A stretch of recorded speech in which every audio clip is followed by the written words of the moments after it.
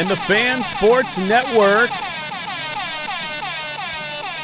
Good morning. Happy Monday, everybody. Hello. What is happening?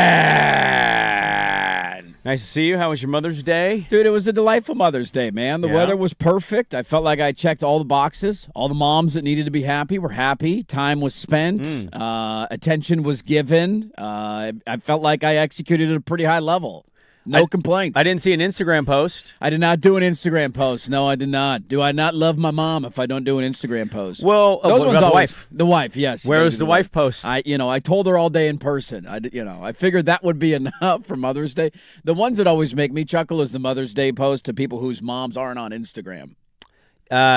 I've seen people do that and their wives who are not on Instagram, and I'm like, they can't won't see this. What's the point of doing it? I don't know. They can't. They're not on that. You're just doing it for your friends to tell your mom Happy Mother's Day, which I'm all for. But why don't you tell them in person? Maybe you do. I find it more odd when people post for themselves about Mother's Day. Like if you post for your mom, I kind of get it, right? Sure. Like even though your mom's probably not going to see it. She's not on Instagram. She will not see that. You want to post, hey, this is who is in my life and they're important. Yeah. Whatever. Do what you want to do. You do you, boo. It's the moms who post like, Happy Mother's Day to me.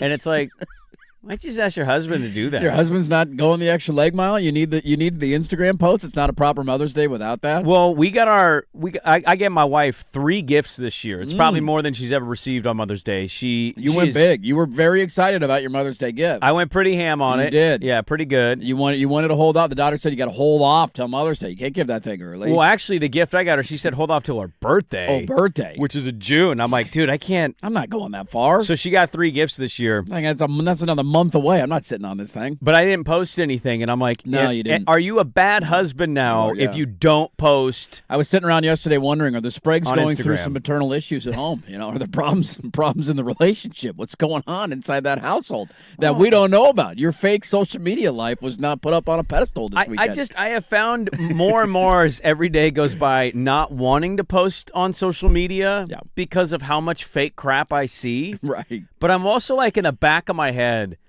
I think even if it was just me and her laying in a bedroom, she would say, I don't care.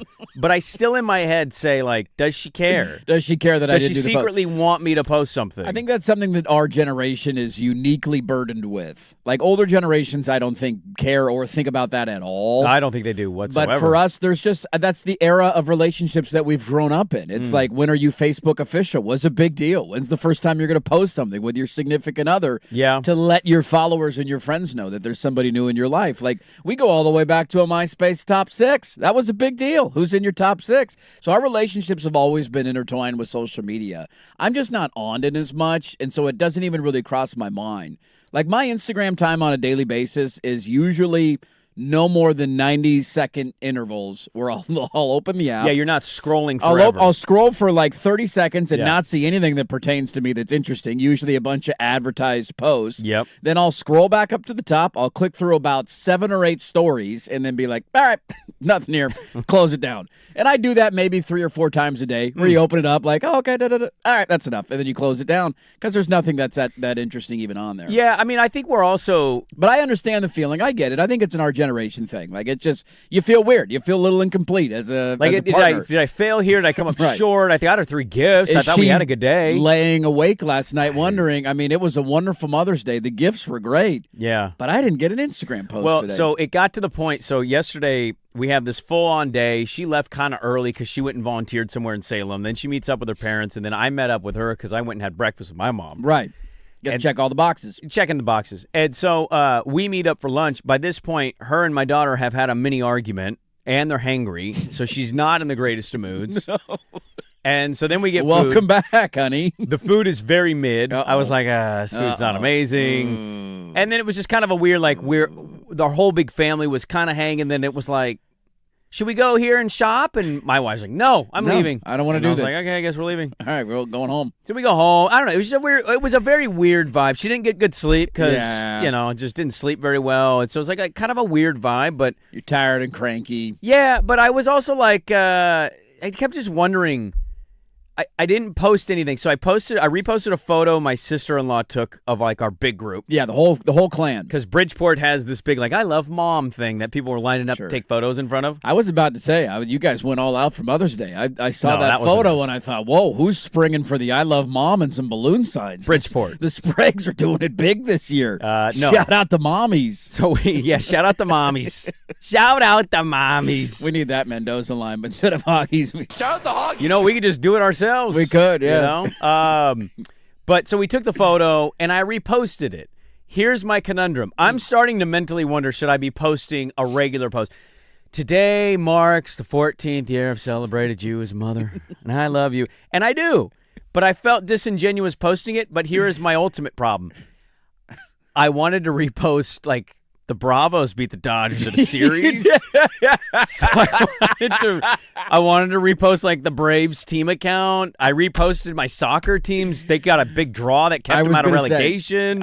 One of my 90-second intervals on Instagram yesterday was scrolling through, and there's Brandon Sprague pops up. What's his story? Oh, I'm sure this could be something lovely for Mother's Day. Nope. What's it going to be? And nope, it was about your soccer team. Well, and then that was it. Then it just went to the next person. And then the Hammers got VAR'd. That's it. They did. They got and that VAR saved us. We're out of relegation zone. So I didn't do any more sports after that. I didn't do any draft lottery posts. You cut it off at that point. If you're not going to do something for the wife, you can't be posting about sports on Mother's Day. What's the matter with you? Am I also alone in this?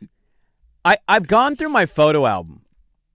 I don't take photos is also what I'm realizing. Like I have a lot of photos. Like most of them are photos that I probably should be deleting. Sure. Or a lot of pictures of your kids probably. Like I got that. Teddy ball games all over that place, but the wife not quite as much. Yeah, I got photos of the kiddos.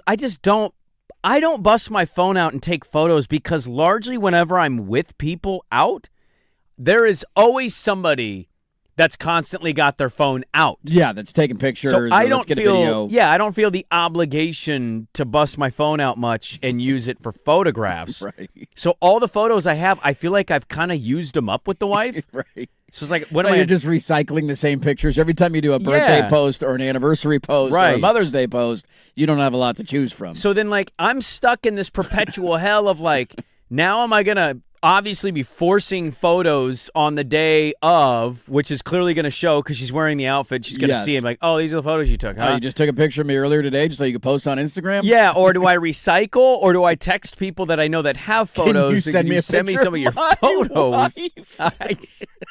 I am in a weird place with technology and stuff. I would just say, look, I see the overall issue. It's something that I do battle with every time we go through a birthday, an anniversary, or a Mother's Day. There is that thought of like, do I need to post? Is this like a thing? Am I still doing this? Am I still at this stage of the relationship that this is necessary? Does my wife want this? Then I think back to all the times over those similar holidays that I haven't gotten a post, and I'm like, all right, that's fine. I think your wife never posts. She never posts anything. So it's like, why am I feeling the pressure or the need that I got to throw something up on Instagram when I'm not getting the same reciprocal thing? Right. We're spending the day together. We had a delightful time.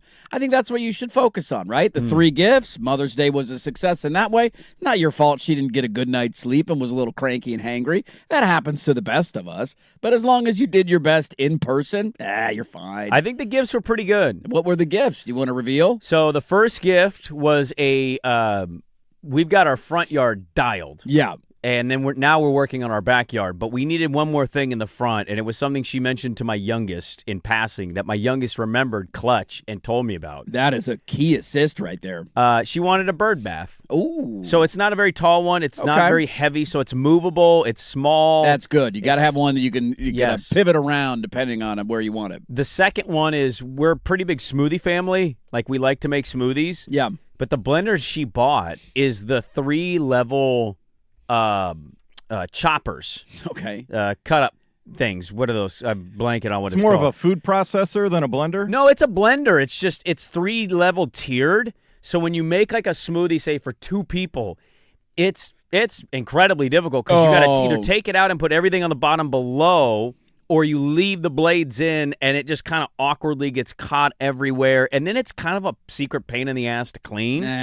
So we got a magic bullet. Hey, magic bullets or a home run. Exactly. Phenomenal piece of equipment. And then her favorite musical artist did just made a new album, and on her vinyls on her website, she signed them and then had T-shirts. So I bought that. Dude, that's 3 for 3 right there. I thought that was three for three. That's a phenomenal gift giving right there. I thought so too.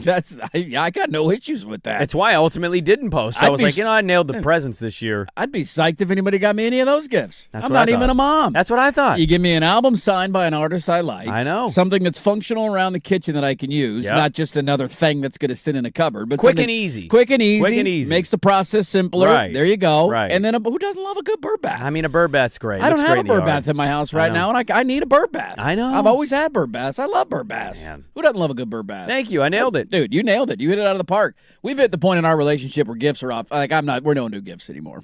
we put the kibosh on You did that. no gifts yesterday. I mean, I took her out to breakfast. Yeah. I thought, let's go do that. And then we were walking through the neighborhood, and there was a little flower shop in the neighborhood. So I said, let's pop in and get some flowers. So we walked in and got a little vase. It's like $25. I thought, there you go. You got some flowers out of it. There's a breakfast. We spent the entire day together. We're good. We're good here, All right. See you next year. That's where we cut it off right there. Did you feel good? I felt fantastic. I'm perfectly happy with that. Felt great with my performance. There you go. I thought that was good. I asked my mom what she wanted. It's an immediate nothing. I don't need anything. Right. Just give me your time. I said, I got time. I got that all sure. all over the place. I'm still here. I went and got a coffee on Saturday. That was great. She wanted to go to a bookstore. She bought Teddy Ballgame books for Mother's Day. Bookstore. So that was great. We walked around a bookstore and then did the same with the mother-in-law yesterday. Got them breakfast. There you go. Walked around the neighborhood a little bit. Boom. Bingo, bango, bongo. That's called 3 for 3. 3 for 3 right there. 3 for 3. Swag, I know you were gone all week, and it's nice to have you back. Did you do anything with old mom? Yeah, my brother had a barbecue last night, so Dad's getting a lot of the attention right now. Mom might be getting jealous. No, she was just glad I was home, and I got a nice hanging basket. A good hanging basket. It's always a clutch Mother's Day gift. So I know they've been out trying to get their yard. They have a great backyard. Deck whole setup there, little pond in the backyard, so they've been sprucing it up for the summer season. So yes, a hanging basket, that's a good gift. Hanging basket always works. We did those for years for the mother-in-law. That's always what we would always go out to Tony's, and they would always have like a 2 for 3. Say it's like you buy two, get one free, and so you get 2 out of it, then you give 1 there, and boom, there you go. No, she was just glad I was home for the most part. Yeah. Now, your parents have been divorced for some time. They got divorced when I was in high school. Okay, so that's been a long time. Yeah. 1962? Settle down. Okay. Not today. What do you mean not today? Today's the best day to do it. Welcome back. Hey, welcome back. Welcome back, old balls. How much is your mom, and I know they've since remarried, but how much has your mom been involved in this whole process? Because that's a terrifying thing. Yeah. She's been more worried about my brother and I and supporting us and how are we doing and that sort of thing. And she feels terrible for him, obviously. And but yeah, so she's just been more, staying behind the scenes, keep me updated. I want to know what's going on. And if you guys need any help or support or whatever, let me know. Pop's back yet? No, not yet. We have started the process. So it's called transfer of care, and it's one thing if he was going to a rehab place like locally by the hospital. Close to it. But when you're talking to a hospital in El Paso about moving somebody that still needs rehab and services and all that stuff back to Oregon, there's a little more paperwork and that's fun. Bureaucracy involved. But we found a rehab place here in the Portland area. So all of that stuff got started at the end of the week, but then the weekend came and it was Mother's Day, so the back and forth stops on the weekend.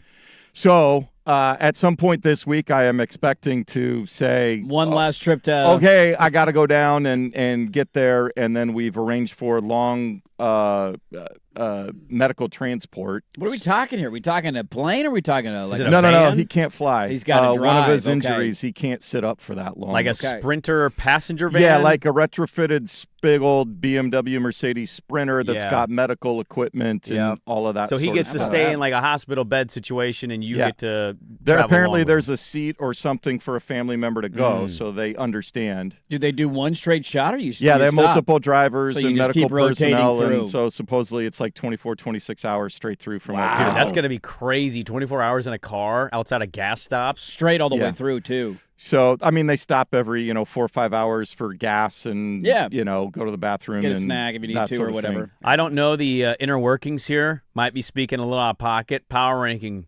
I think Jason's ahead of the brother right now. He's gone down multiple times. He's doing the transport right now. Putting the time and effort in, man. So that's a long drive, 24 hours. We did that for the Final Four, and that was brutal. You were miserable when you did that. We went all the way through. Now, we had to drive back. Thankfully, yours is a one-way drive. It's a one-way. You get to fly down, and then by the time that drive's over, you're done. It was more the thought of having to drive back that was the killer. On the way down, there's excitement. On the way back, they lost, and I got to be in a car for 24 hours. This is the absolute worst. So you went straight down and then we went straight back. Through. Straight down, straight through. Oh. Had 4 of us in the car rotating every, 4 hours. I can't remember the way how back often has we got to be depressing. Yeah, it was terrible. So they got to make sure all of the stuff, all the medical equipment, everything he's going to need here at the rehab place is in place, everything that the medical transport group needs for him. Prescriptions are all ordered, all that.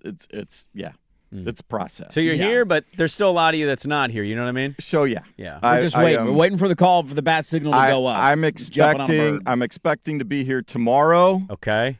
Likely Wednesday morning to do the show. I'm expecting I might be bailing Wednesday after the show. That'd be nice. So get it back in time for the weekend. Give you a day or two to get settled, and then you get back to normal drive routine. Back Thursday, and then probably Friday I'll be totally fried and ready to relax a little bit. I would imagine so. Yeah.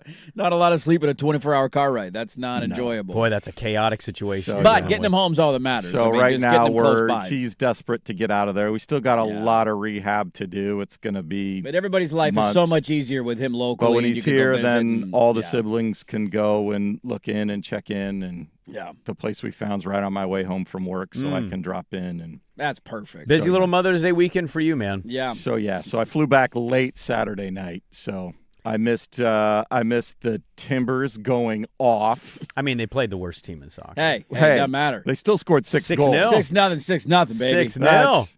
Yeah, that's similar to what the Knicks did to the Sixers yesterday. Yeah, we'll get to that. Missed the Fire first regular season game. The attendance record for most people ever at an expansion home opener. Dude, I watched a little bit of that on Friday. Yeah. So Friday night? No, I think they're going to be watchable. Saturday. That's right, Saturday. Saturday we had I quad boxing on YouTube TV. It was perfect. Yeah, we had the Timbers and the Fire and Ducks baseball all going on at the same time. I actually watched college baseball this weekend. Did you really? I did, yeah. My major league team sucks, like really, really bad. So you bad. resorted to college baseball? Well, I saw that they got – I didn't know that UCLA was so good. And then they're number 1 in the country. You think okay? They haven't lost a Big Ten game till the Ducks got them. Nice. That's cool. I'm glad we beat them. That's fun. I'm not watching college baseball, but I did this weekend. I did turn it on. Supporting the sport. And to your credit, come on, coming Swigert. in and you don't know. You don't know what the record is? I have not seen a standing of college baseball all year. I'm assuming Oregon State's good. Yeah, they swept Long Beach State this weekend. There you go. But they lost their best pitcher. My program's pretty good. So yeah, it's just I saw that they got smoked, and then the only reason I turned it on Saturday was because I saw back and forth videos. They were yelling at each other. UCLA and Oregon was scrolling through social media, and I'm like, dude, some first base coach is hollering at a guy in our dugout. And it's on TV. All right, then I turn it on the Big Ten Network. And then it wasn't on TV yesterday. It was on Big Plus. I couldn't even watch it. I think our basketball team's absolutely going to blow. The Fire, that is? The Fire? Yeah, they're going to be pretty bad. But I do think they'll be watchable. Yeah. Because the way they're going to play basketball it's just the modern wave of it. And he's got their coach he's a young whiz kid in basketball. It was an entertaining enough game on Saturday to keep you around. Yeah. I also think their record doesn't really matter this year. Well, I think people know they're going for Juju. They're tanking. They're clearly trying to be the Wizards. Yeah, and you're going to get good support in this city because we've been desperate for it to be back. So I think it's going to be a win-win for everybody. The crowd was awesome on Saturday night. It was great. I was jealous I didn't go. I vowed that I'd be at the home opener, and then I saw the prices, and I was like, see on TV. Let's give it 2 weeks, all right? All right, well, it's good to be in. Happy post-Mother's Day weekend. I hope everybody posted on social media or got the the proper gift. Whatever makes your life easier is really all I'm after. That's all that matters. A lot to discuss. A busy little weekend in sports. We got some local stuff that happened Friday that we need to rewind and bring back. We'll talk about the draft lottery. The NBA playoffs have continued. We got one team in the conference finals, another team on the brink of it. So it's a loaded show. It's good to be with you. Dirt and Sprague, let's get it going on Portland Sports Leader 105.1, The Fan. Vancouver 5 southbound, East Mill Plain Boulevard onto the interstate.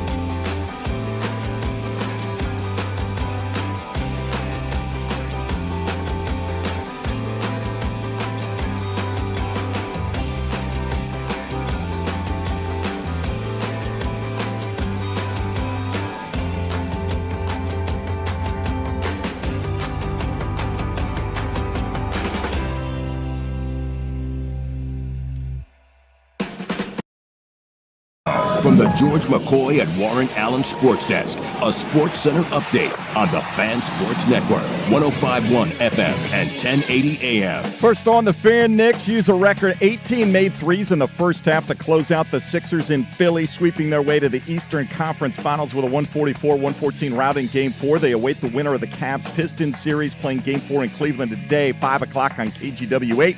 Cleveland 3.5-point favorites to even that series at 2-all.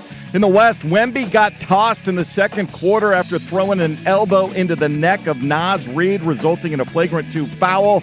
Ant Edwards had 36. The Timberwolves get a 114-109 win, evening that series at 2-all. NFL set to unveil the entire 2026 regular season schedule on Thursday. They did announce today the Cowboys and Giants get the opening week Sunday night game on NBC. I'm Jason Swigert from the George McCoy at Warren Allen Sports Desk. Don't call your mom. Call George McCoy at warrenallen.com. This is the Fan Sports Network. I know you've been kicked out.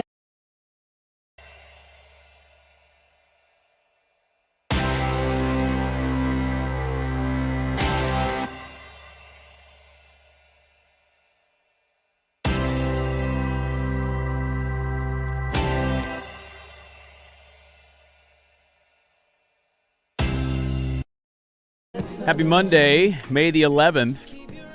A lot to get to today. It's a busy little show. We have lost somebody locally from our organization. Yes. We're probably not going to replace him, though, because that costs money. They might be hiring you. You could be up next. I'm just going to tell you this. I don't know what you have planned today. We didn't communicate a whole lot. I'm not talking about what the Oregonian is talking about in regards to the Blazers. I'm not touching that topic. I'm so exhausted of it. Yeah, I don't want to do it either. So I just give you a spoiler alert there. I'm not paying any attention to that. We'll give that a few weeks and maybe a month, maybe 2 months to breathe a little bit. See where we're at. Before I really, truly care to talk about it much on the show. But we got to start in the National Basketball Association. The old NBA was NBAing this weekend. I wanted to start in the Premier League. Swag's Spurs are probably going to get relegated. I wanted to start in baseball. My Bravos. No. That VAR saved them. They're out of relegation, and they play Leeds today, who's the worst team in the league. Bring it on, Leeds. A Spurs win today. I don't think you know what the standings are. Leeds and us stayed out of relegation. You and West Ham are in relegation battle. I thought we weren't going to do European soccer here. Leeds is protected. I thought they were dead. I've been watching it every week. You haven't been watching the season because your team sucks. I spent my weekend at the pitch. My nephew had a under-11 state championship soccer game. Did they win? They did not win. Oh, that's too bad. They didn't play him enough. I found myself being that guy on the sideline, like, put him back on!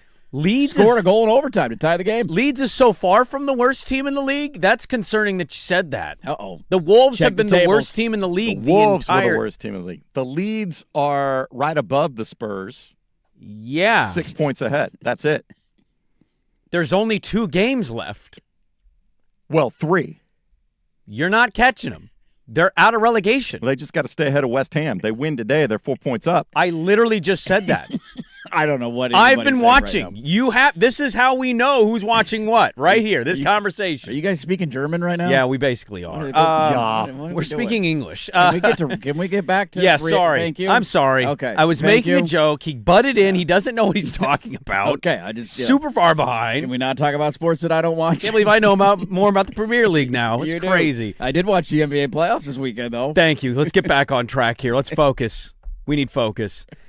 Philadelphia has been swept. First team in the conference finals is the New York Knicks, and it was a bloodbath game 4. It was horrible. The whole series was, basically. Outside of game 2, essentially. What's the guy in Game of Thrones who gets captured and then gets his unit cut off? God, that's going to drive me nuts. That's who Philly became in this series. They were in it. They were fighting. Then they realized they weren't as tough as the Knicks. And they just is it Theon? Theon Greyjoy, yes. Theon Greyjoy. They were the Theon Greyjoy. Philly became Theon Greyjoy, especially in that game 4. It was reek. 1, 2, 3, Cancun! We are reek now. That's what Philadelphia became. It was so bad that take a listen to ABC 6. They were on the concourse of this game. The game hadn't even ended yet. They did a live hit on the concourse in Philly, ABC Channel 6 in Philadelphia. We're in live inside Xfinity Mobile Arena tonight, Cheyenne. This game was brutal.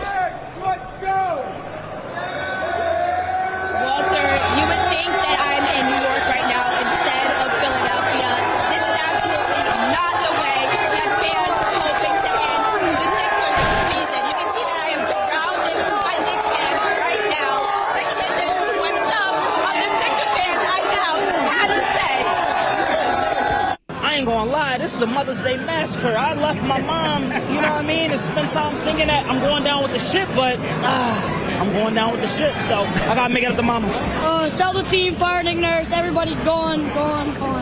Like Kyle Lowry, coach. We're getting clowned.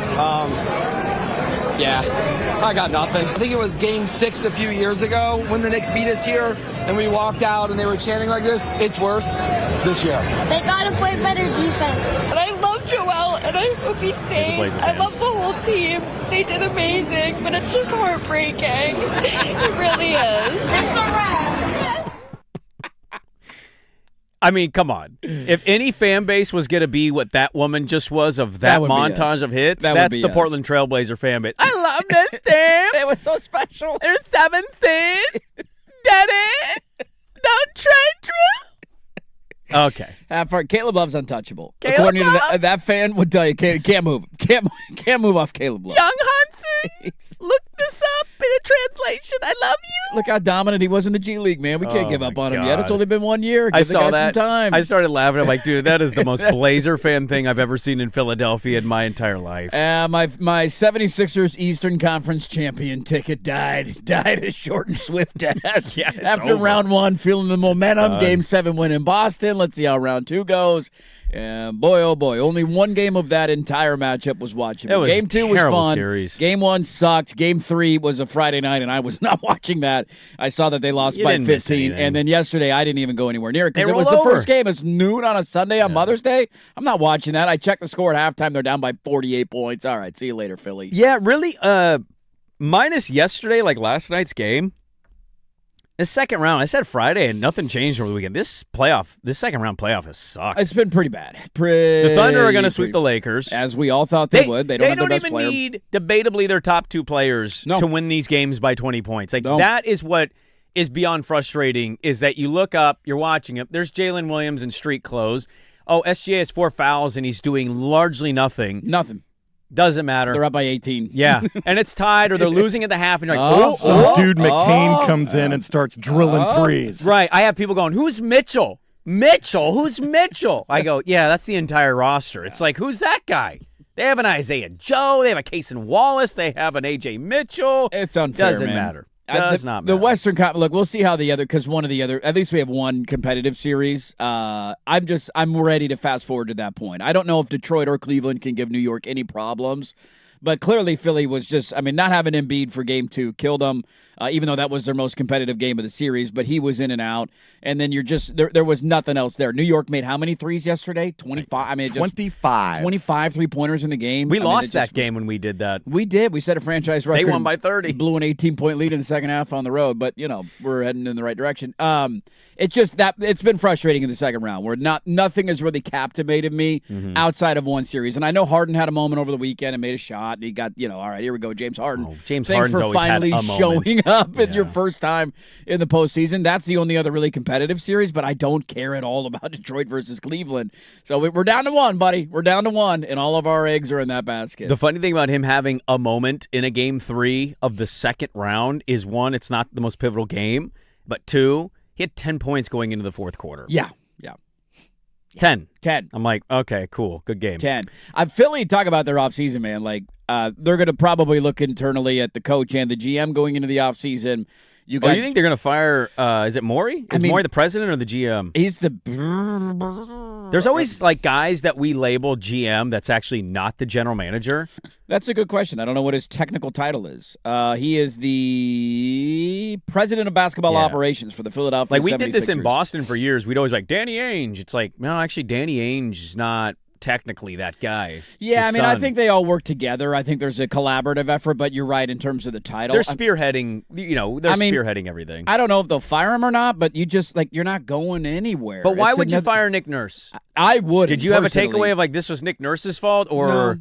No. The Knicks are just this much better, and Joel Embiid can't stay healthy. Joel Embiid can't stay on the floor, and he barely played this season, and it wasn't all basketball-related injuries. It was some non-basketball-related injuries, but he's got a contract that's so big that you can't move him. You're thrilled about Edgecombe.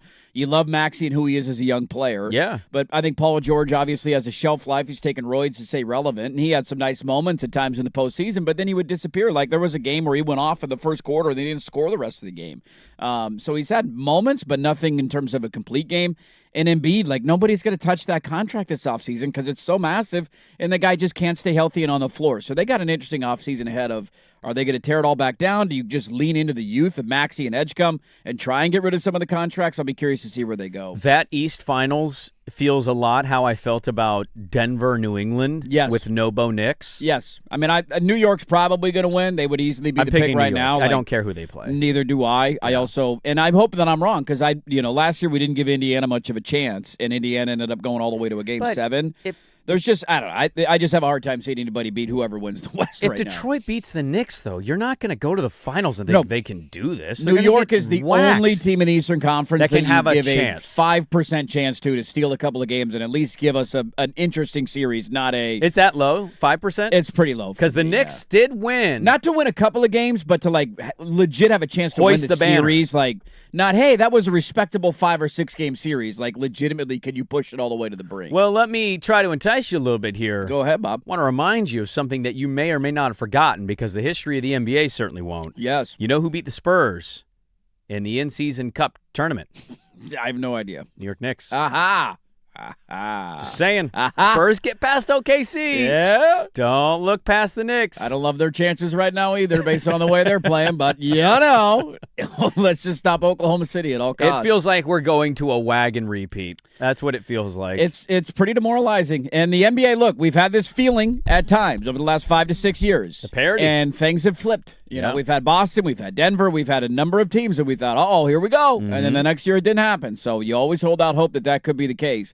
But I got a strong inclination that run of 7 different champions is going to come to an end.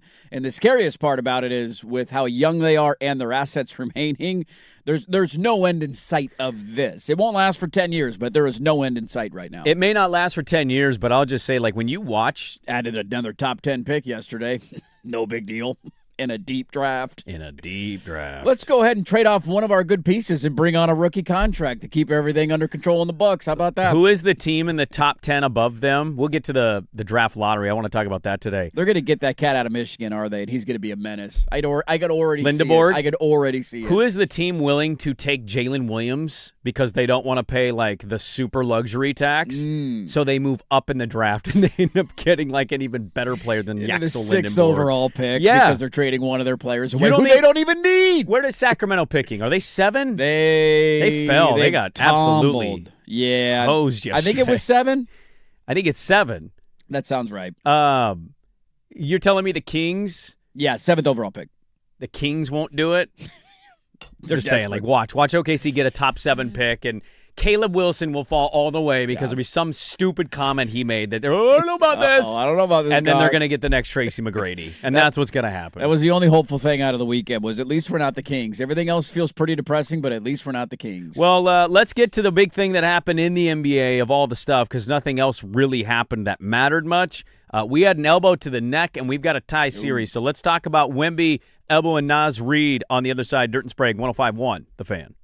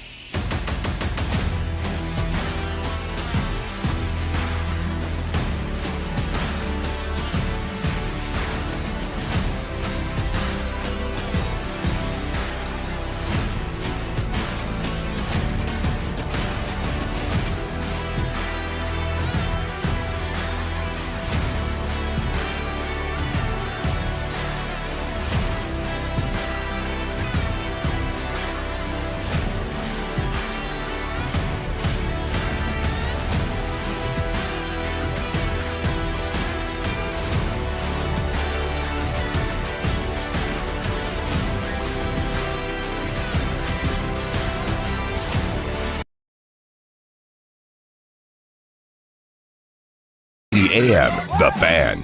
Well, we had a pretty big game last night. It was on the verge of being over and getting another team on the brink of a Western Conference Finals, and maybe they'll still do it. It has certainly, to me, an air of San Antonio still going to win this series. Tend to agree with you. But the reason that Minnesota was able to eventually break it out, despite not playing a good start to a third quarter, was in the second quarter, about midway point, Victor Wembanyama got a loose ball, and then he got kind of tied up a little bit between two players. But the player that was less physical with him, Naz Reid, was kind of standing just a little to his right behind him. And in the scrum of holding the rebound and not being fouled, Wemby turns, looks at Naz Reid, whips the right elbow right into the neck of Naz Reid, which tells me incredibly how tall Victor Wembanyama is. Yes. He didn't have to lower it, higher it. It was like straight up where his elbow was. Went directly in Naz Reid's neck. Naz Reid fell down. They replayed it, and Wemby got tossed in the second quarter, a flagrant 2 foul, which he didn't know the rule. Which is absolute BS. Absolute BS. Why? How does that guy not know what a flagrant 2 does in the NBA? He studies what kind of water filter he uses to track his body, and you're telling me he doesn't understand what a flagrant 2 means in the NBA? He's never been ejected from a game until last night. Has he ever played in a game where somebody was ejected for a flagrant 2? I don't think that was an absolute moment of I royally screwed up and I'm going to play dumb on the bench. You think he was playing dumb with Harrison Barnes saying I'm ejected? You cannot sit here and tell me that this guy's the smartest young basketball mind on the planet and cares about every meticulous detail, but has played in the NBA for 3 seasons now and does not know that a flagrant 2 equals an ejection. That is absolute horse ass. I can't stand his French ass. I know what you're going to respond with. It's about time and how long you've been. Didn't the Niners have a player admit he didn't know the overtime rule? As they in change the Super Bowl literally every single season. But in the Super Bowl? And that's not acceptable. We all criticized him for it, but it's absolutely ridiculous that they haven't changed the flagrant 2 rule for a while. I just don't think he knows. What? I got ejected? Me? What does that mean? So you thought it was on act? I just threw an elbow on a guy's chin and they gave me a flagrant 2 and I'm out of the game. What? Well, before absolute horse ass from Wemby. I want to get your take on it, but before you do, such a bitch. Hold on.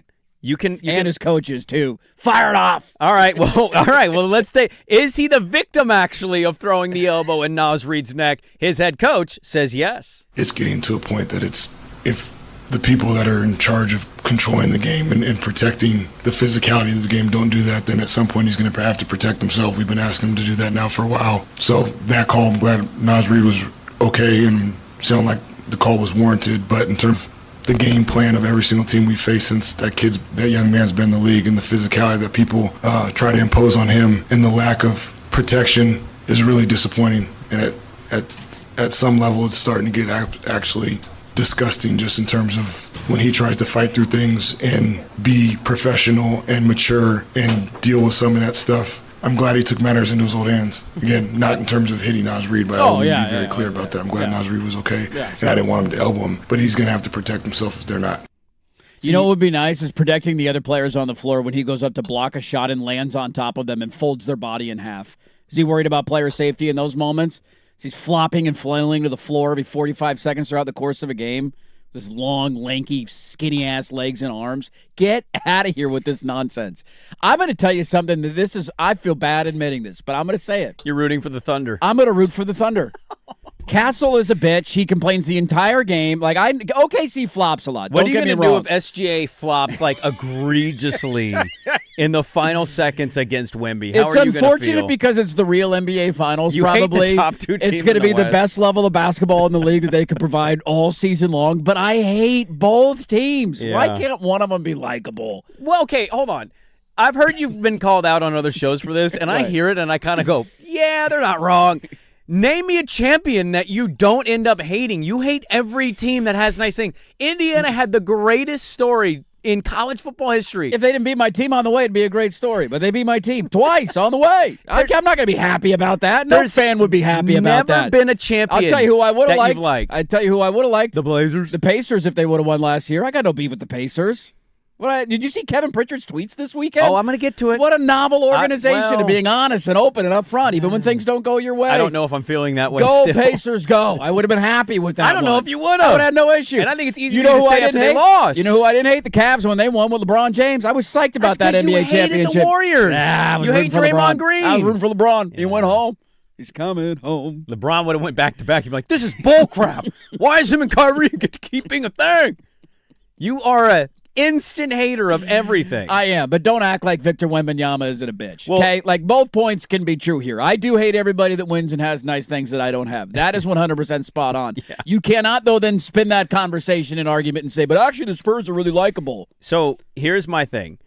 I find it interesting. I don't know about calling Victor Wembanyama a bitch, per se. I more would just say I think it's interesting that, like, he gets away with a lot of physicality that I view as, like, oh my God, that would end my career if I was out there my size. Yes. And then something happens to him and it's like, this was egregious. I'm more curious about Mitch Johnson's comments of, like, you know, again, I don't want him to do it to Nas what he did. I'm glad he did it, but I'm glad he did it. But he needs to defend himself. But I don't want him to elbow people in the neck, but he needs to defend himself. Like how many times did he land on top of a Blazer after trying to block a shot and they did not call a foul? He opened the series on Denny, falling on Denny. Play. I thought he snapped Shaedon Sharpe in half. I thought his career was over. Yeah.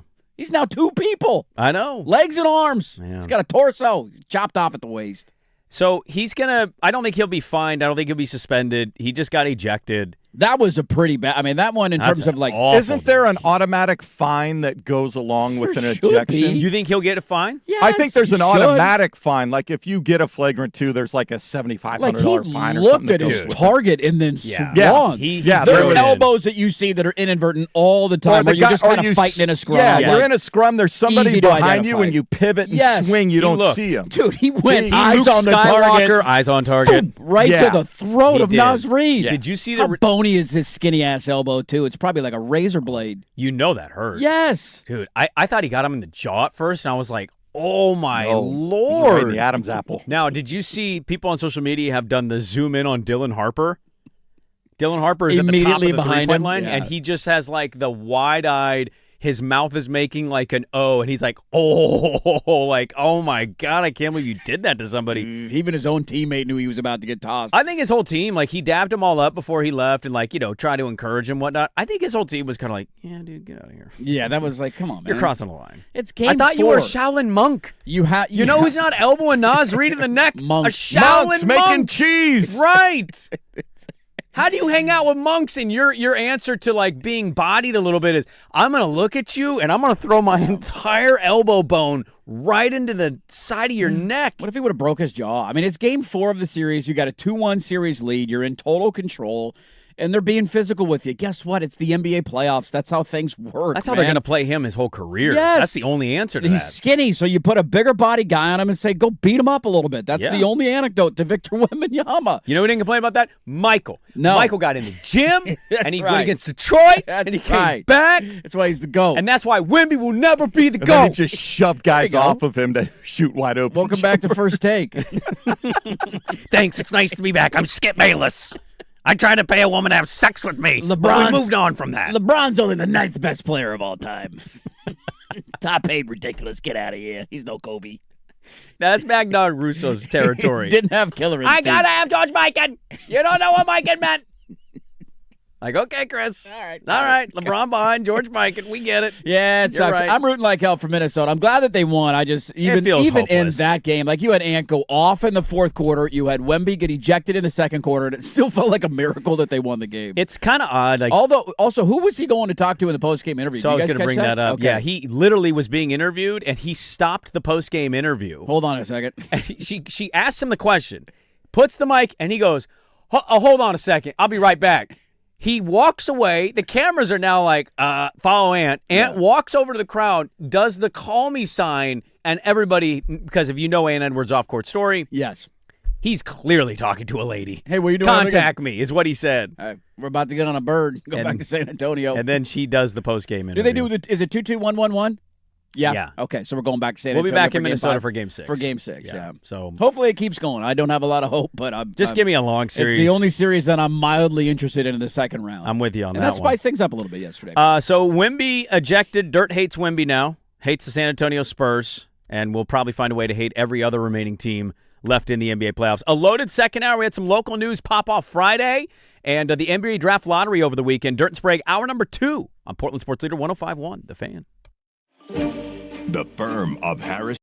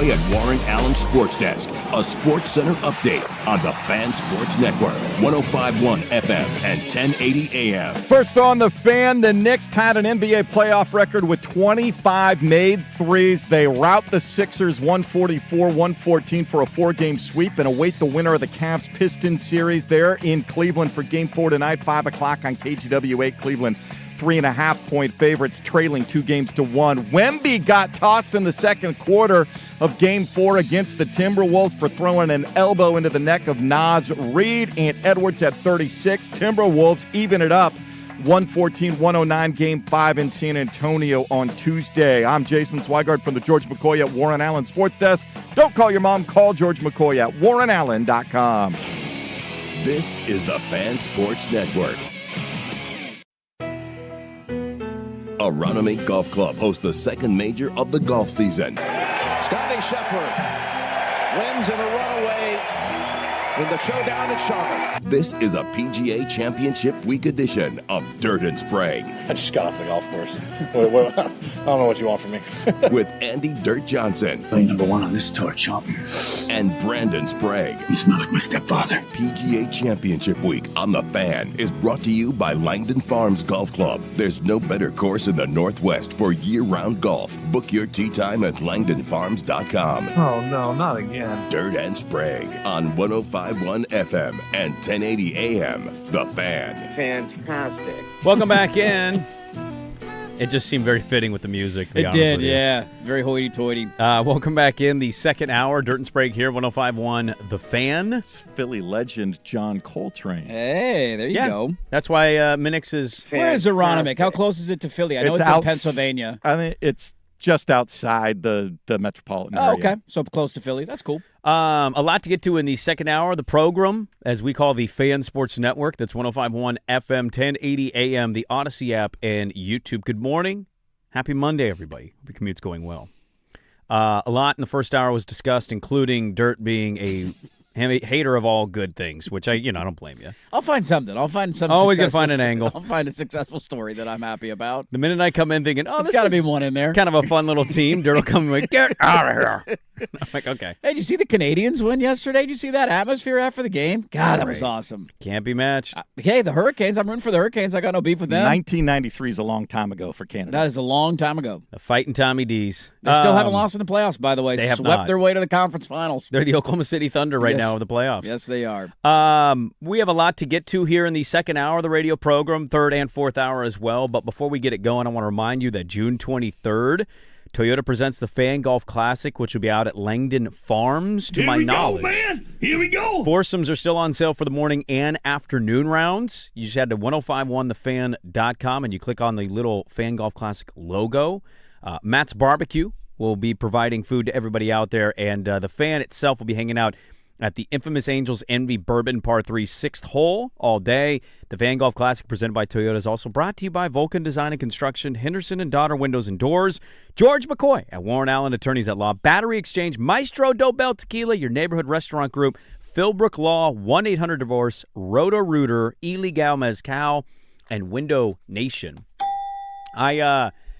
I got to admit something to you, and I didn't think I would have this on my show sheet come Monday when I left the show Friday, but I am here being in a trust tree with you. Hat in hand. What do we got? I got a little jealous of the top 3 teams in the NBA draft lottery. Yeah, me too. I got to admit, now they're all bad teams. They're all bad teams. Utah has openly been trying to be terrible for some time. They finally got their reward, and now they might be better than us in a year and a half. The Washington Wizards have been absolutely an embarrassment to the league, largely since they've existed. Their best years have been Gilbert Arenas and John Wall and Bradley Beal. Most of my life. That's it. Of my lifetime, that's it with the Washington Wizards, who used to be the Bullets. Never even did anything. The Bullets are terrible. They won a title in, was it 78 or 79? Remember it like it was yesterday, what year were you born, Swigard. They played the Sonics back-to-back years in 78, 79, and they each won one. Dirt, what year were you born? The I was Jack born in Sigma, 1989. Gus Williams, Dennis Johnson days. I'm almost 40 years I was old. born in 86. Literally nobody cares. I'm over a sorry. decade before They've I been was terrible. born. They've been one of the worst organizations in all of sports. Can we claim that we've been a good organization because we won a title in 1977? That was a long time ago, Swag. Well, don't say they haven't done anything. I mean, that doesn't count. So the Blazers title doesn't count? Not for me, it doesn't, no. All right. It happened 12 years before I was born. Can we not start? What do I get out of that? All right. Can we not do Monday where we're doing that? Can you get off your sour grapes? It's not sour grapes. I don't get any enjoyment out of a title that I wasn't alive to see. It sucks to not have a title for me, in my lifetime. Yeah, it doesn't really do anything. All right. Well, you know what? Damn it. Damn it. You know who might win one soon? The Wizards. / Bullets, because I got the number 1 overall pick this weekend. So here is how the top 3 picks sounded if you missed the NBA draft lottery, which I want to get to a point on this. What are you doing, NBA? I cannot believe when they decided to do this, but here's the top 3 picks. The 3rd pick will be made by the Memphis Grizzlies.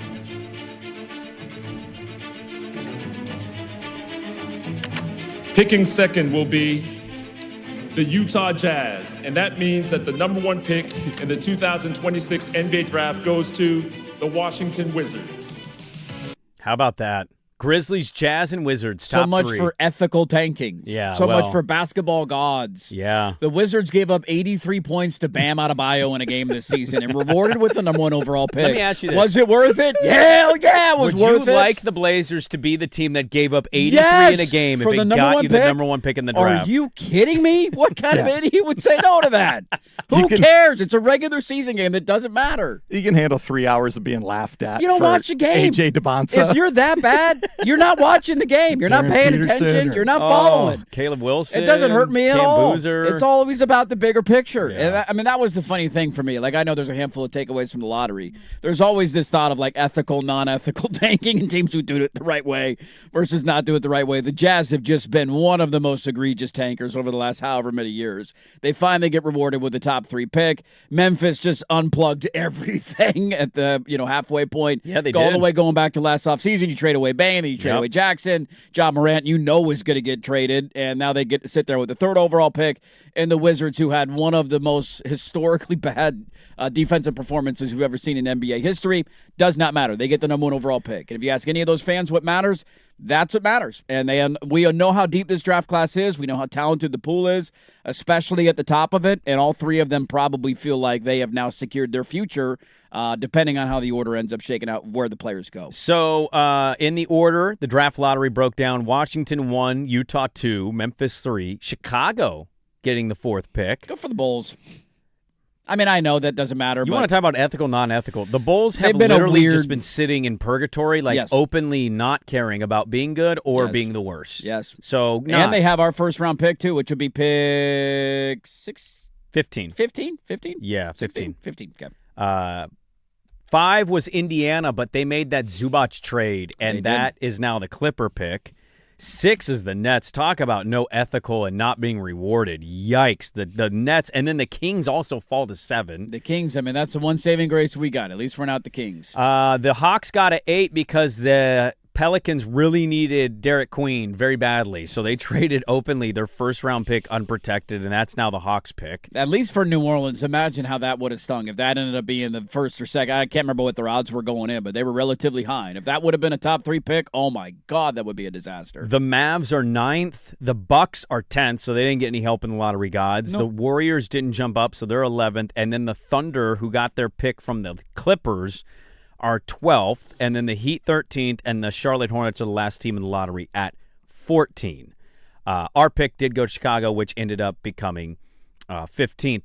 In this turn of event with the Clippers and the Pacers, however, Kevin Pritchard, formerly GM of the Blazers, has been in Indy for quite some time. He's the one that set the protections of the pick that they traded to the Clippers for Zubac. Oopsies. If it would have been 4 or higher, it would have stayed Pacers. If it would have been 10th, it would have stayed Pacers. It was a 5 through 9 window, and if it landed there, it was going to go to the Clippers. Well, they had bad luck.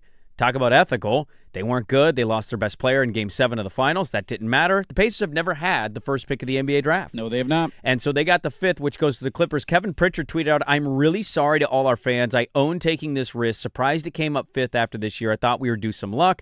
But please remember this team deserved a starting center to compete with the best teams next year. We always have been resilient." And I'm caught between, I understand fans that are super pissed. Mm-hmm. Because your plan backfired. It didn't work out. Right. And Zubac is not worth the 5th pick in the draft in any way. But I at least I liked what he owned up to in person because he was interviewed, and he's like, yeah, this is really, it sucks for us. This is bad luck, but also we're competing now. We have our window now, and so we have to more look forward to. We're getting Hallie back next year. You still have Siakam. You'll have a healthy Zubac, Nembhard, Neesmith. Like, they still got a pretty solid core coming back to next year. But Kevin Pritchard posted an apology to Pacers fans. I mean, look, I love the transparency from a GM, right? Sometimes you're going to roll the dice and it's not going to work out for you. And I remember talking about that on deadline day of like, that's one of the more unique protected picks that we've ever seen. Why couldn't he get top 5? Because, I mean, the reading on it was simply how much the Clippers love Zubac, and they basically were like, if you got to hit our asking price in order to get him off of our hands, and they weren't willing to relent on that because they love him. And so now the tough part of it is, like, I think Indiana's going to be fine probably next year, although we'll see how long it takes, coming off an Achilles injury for Halliburton. Sometimes there's a kind of year gap where you got to get back up to full speed. He was courtside at least showing himself. He was at the he was around a ton. He's been at the Fever game. I saw Wings. And he's been playing hoop. Like, he's been out for almost a calendar year now, so he's probably getting close to that moment where he can give it a full go. We just know that first year can be a little tough for guys coming off that injury. Mm-hmm. You get Zubac, who is a really good big. The unfortunate nature of this outcome is that now you've grossly overpaid because they also have Mathurin was in the deal as well, who's a good little role player for him, and there's a 2029 unprotected first-round pick that's involved in it as well. And so your hope was that you could kick this one down the road a little bit. You got Zubac. If you get a top 4 pick, now you've paired a young generational talent with some of your aging guys to fill in some of that depth. And instead, you're going to give away the 5th overall pick. An absolute home run for the Clippers that turned out great for them because they don't own hardly any of their draft future. It all goes to the Thunder, I feel like, for the rest of my lifetime. And so for them in a very deep draft to stumble their way into the 5th overall pick was incredibly fortunate. And now they're going to get a chance to go get a guy to help build their team around. Yeah, now everybody's going to give out your mock drafts. This one's interesting because next year's draft is basically going to be what this year's NFL draft was. There's not going to be a lot of buzz. People are not going to be excited. This one's really exciting because that's why we saw so much tanking in the NBA this year. And again, I think that's partly why you're not going to see it be so egregious next year is I think there's going to be a lot of teams like, I don't need a top 8 pick. We're going to at least try to be out of that realm. Yeah. That being said, it's mock draft season now. And I know the Blazers don't have a first-round pick because they conveyed it to the Chicago Bulls for making the playoffs. But on Friday, it was announced that Mike Schmitz, the assistant general manager of the Blazers, is going to be the GM, and I think they've made it official, general manager of the Dallas Mavericks. So he's going to go with Masai Ujiri and work with Cooper Flagg to try to build out the rest of the roster alongside Cooper Flagg, Kyrie Irving, and whatnot. And this was an interesting thing of I didn't peruse the internet, so I'm more kind of curious from Blazer fan today because I heard this, and I instantly was like, oh, all right. And then I also was like, all right. And I kind of moved on, whereas I saw some media reaction of how important he was and integral to the organization and the inner workings of it, but what I'm having a hard time separating is the way he's being talked about as if he was the general manager in a way. Right. We give him credit for all the successes over the last handful of years. Well, I noted this as it was going on of like, is Mike Schmitz making all the talent decisions and Joe's just like the phone guy who's the really cap numbers trade guy, the cap guy, and he like I was kind of wondering, and I'm still wondering how much Joe is leaning on Mike Schmitz to make decisions on talent. Like what I said was when they made the Phoenix trade with Ayton, hey, that's really good work to get Toumani Camara. I did the pod. I literally was like, I'm really glad they got Toumani Camara in this trade. I didn't think Toumani Camara would be this. Like, it's been even better than I thought, but I was happy that he was thrown in there. Sure. You make the Denny Avdia trade. That some people can because you gave up a lot in the moment. And it's like, well, there's a Mike Schmitz video, and we always joke there's always a Mike Schmitz video of breaking down the prospects. Yeah, name a player. But you look at his draft history, and it's Jabari Walker, it's Chris Murray, it's not been great. Scoot Ryan Henderson, Rupert. It's Shaedon Sharpe, it's Ryan Rupert, it's Young Hansen. And by the way, yesterday I watched, I'm like, Card Bryant would be really nice. He's at least playing in the second round of the NBA playoffs. Actual minutes. Might not be in the closing lineup, but he's giving them real minutes. Guess who's going to play more minutes next year? So I'm kind of stuck here of like, if media knows the inner workings, they need to be letting us know. If they don't, or they're choosing to sit on it and not talk about it publicly, right? We need to be tar and feathering because I need to know truly, is the Mike Schmitz a loss? Because if I'm going to go off draft profile, it's not great. It's been pretty terrible, I would actually argue. Terrible. Not even like not good, terrible. So like what are we really losing here? 4 consecutive first-round picks, 3 of them in the top 10, and how many of them do we feel confident will be on the roster a year from now? 1, maybe 2. The best one, we don't even know what his ceiling is. We don't know what Donovan's ceiling is. Is it low? No. Is it high? I don't know. Will he ever develop an offensive game that leaves him, allows him to make an impact on that end of the floor? Like, there's still a lot to be determined there. I don't know. I think we've reached the point in sports where you just get such strong takes on each side, and in the majority of cases, the reality of somewhere in the middle. Like, I saw a lot of like, oh my God, how was Portland going to replace this guy? And all I could think about in my head was he drafted Young Hansen in the first round last year. At least he was a part of the squad that drafted Young Hansen. And then, by the way, he got suspended for drafting him. And then vice versa, right? Of like, this guy was a disaster. Look at how bad all of our picks are. He didn't do anything that was good. And it's like, well, if you identify guys like Kamara and Denny because of your prep work and your scouting abilities and all of that, like, you have to get some credit for that. Those guys have been very good players for Portland. So the truth ends up landing somewhere in the middle of similar to a lot of GMs. Like, he had some nice swings. I know he's not technically the GM, but you get my point. He had some nice swings, some nice finds, identifying guys that could be impactful, identifying guys that you could go get that wasn't going to cost you a lot. Kamara, to your point, was just kind of a toss-in of the Damian Lillard trade of like, oh, okay, that's a random name in there. I never really heard it before, but here he comes. And then you have picks like Young Hansen. Like, I jokingly tweeted out on Friday, and I genuinely mean it. I hope Joe Cronin calls him and says, hey, Dallas, 9th overall pick for Young Hansen. You love this guy. You want him? We'll take your lottery pick. Here's our first-round pick from last year. We'll throw something in to sweeten the deal. They're not going to do it. Mike Schmitz will not be allowed to make that trade. Why not, Masai Ujiri if he's leading us to draft Young Hansen, let's offer him Young Hansen. Well, he also got fined for contacting Young Hansen like a year before. You cheated over this, Cat. We'll take the 9th overall pick. You take the guy that you cheated on that looks to be 4 years away from playing meaningful minutes in the NBA. Like, it was a mixed bag similar to a lot of talent evaluators. Portland will be fine without him, and we'll see how he does in Dallas in the long run. He's got Cooper Flagg to build around. Can I ask you, is there a team when you look at the draft and the draft lottery, is there a team, because Joe had offhanded mentioned trying to get into the draft, and yes. I'd assume that means he's going to get into the second round.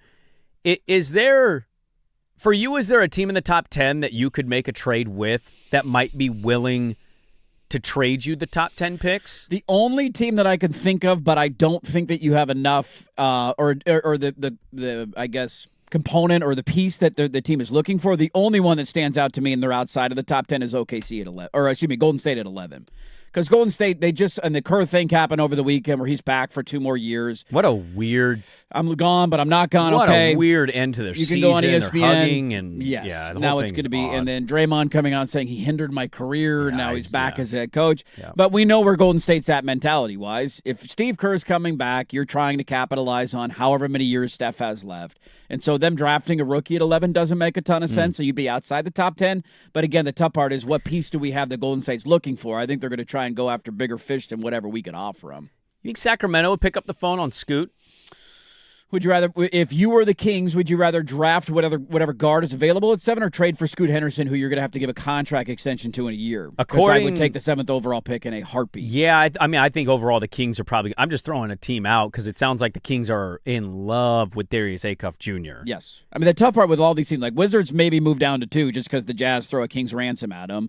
Oh, to get Bonza? Right. Neither of them are moving. Memphis is blowing it up. They're not trading anybody away. Chicago's not trying to win now. They're still in purgatory. The Clippers desperately need a top 5 pick, so they're not going anywhere. Well, they could also trade a top 5 pick to a team who might be willing to get off for superstar in order to have a top 5 pick. Yeah, if you're the Clippers, have fun with that. Kawhi Leonard's got 1 more year on his deal if it's not nullified by the NBA, and then you can't get an Insperity deal to re-sign him. Well, can the Clippers tag in another team and make a three-way trade to get Giannis? You're on a Kawhi timeline, right? And you're probably going to get hammered with some kind of penalty. I just don't know how you get other assets available other than that 5th overall pick to pull that deal off.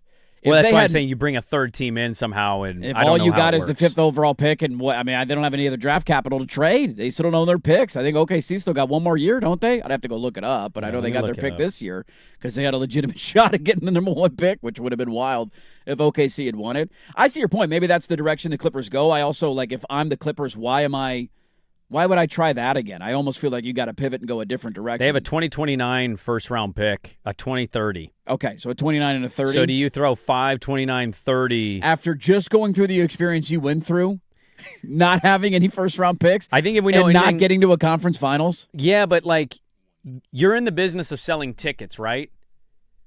Giannis and Kawhi sells tickets. Yeah, and I think when you have the richest owner in the sport, I don't think you're really concerned with, eventually we got to hit the reset here, and we got, I think they're just like, I'm just throwing a team out, just throwing ideas out. Maybe you're not crazy. I would love to have the 5th overall pick in this year's draft. Oh, they probably will. I wouldn't blame them at all. I was just throwing a team out. If we can land on that in the offseason. Outside of that, everybody else makes a ton of sense for keeping their pick and drafting their guy. Are you taking A.J. DeBonsa over Darren Peterson because you think he's clearly the better player, or because you're terrified that if you give Darren Peterson creatine, he's going to basically not know how to exist? Thought he was going to die on the training table, man. Hey, I lost a classmate to creatine. It can in be high scary. School. He was also taking 8 scoops a day, and we were like, you probably shouldn't be doing that. You don't need to be that buff. That's a little over the top. You don't need to be that buff. I took creatine in high school. I take creatine every day. Do you really? Yeah. To this day? Yeah. Do you snort it? I do not. No, I don't snort it. Straight to the bloodstream, brother. I just do a little scoop. Okay, little scoop. Nice scoop of creatine every day. I feel totally fine. Keep building up that muscle Some strength. people, it doesn't work with their bodies very well, but that was Darren Peterson's that wouldn't be the only reason. I just DeBonsa fitting in the modern NBA. He's very.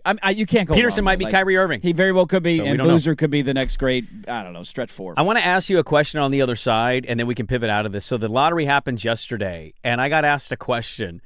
I don't want it.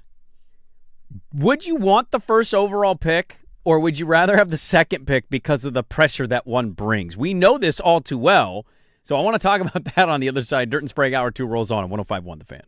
Portland 26 eastbound. It's a clear drive from 217.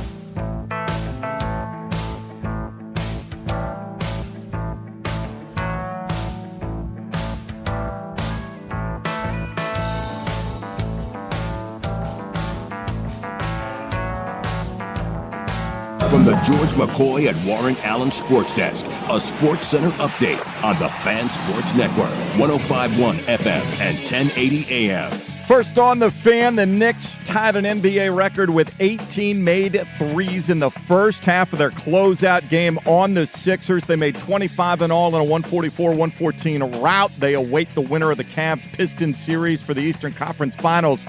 Game 4 in Cleveland today, 5 o'clock on KGW. 8 Cleveland 3.5-point favorites, trailing 2-1. That'll be followed by the Thunder trying to finish the sweep of the Lakers. Game 4 tips at 7:30 on Prime Video. OKC 10.5-point favorites. To the NFL, the Chargers have signed veteran tight end David Njoku to a one-year deal. Could be worth up to $8 million with incentives. I'm Jason Swigard from the George McCoy at Warren Allen Sports Desk. Don't call your mom. Call George McCoy at warrenallen.com. This is the Fan Sports Network.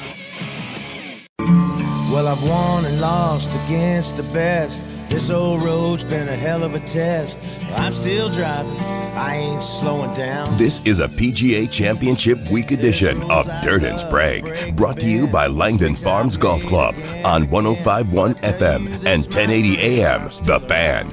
So I'm out and about yesterday enjoying a nice little Mother's Day afternoon. According to all the weather geeks, we had the nicest weather in America, us in Seattle. I don't disagree with that point. It was delightful all weekend. It was pretty perfect. It's going to be a really nice day tomorrow, too. Yeah. So I'm out and about, and I meet a delightful listener. Says he's been listening to the show for years. He loves it. He's having a lot of fun with it, and he's very nice. And we talked a little Blazers, a little lottery. Yeah.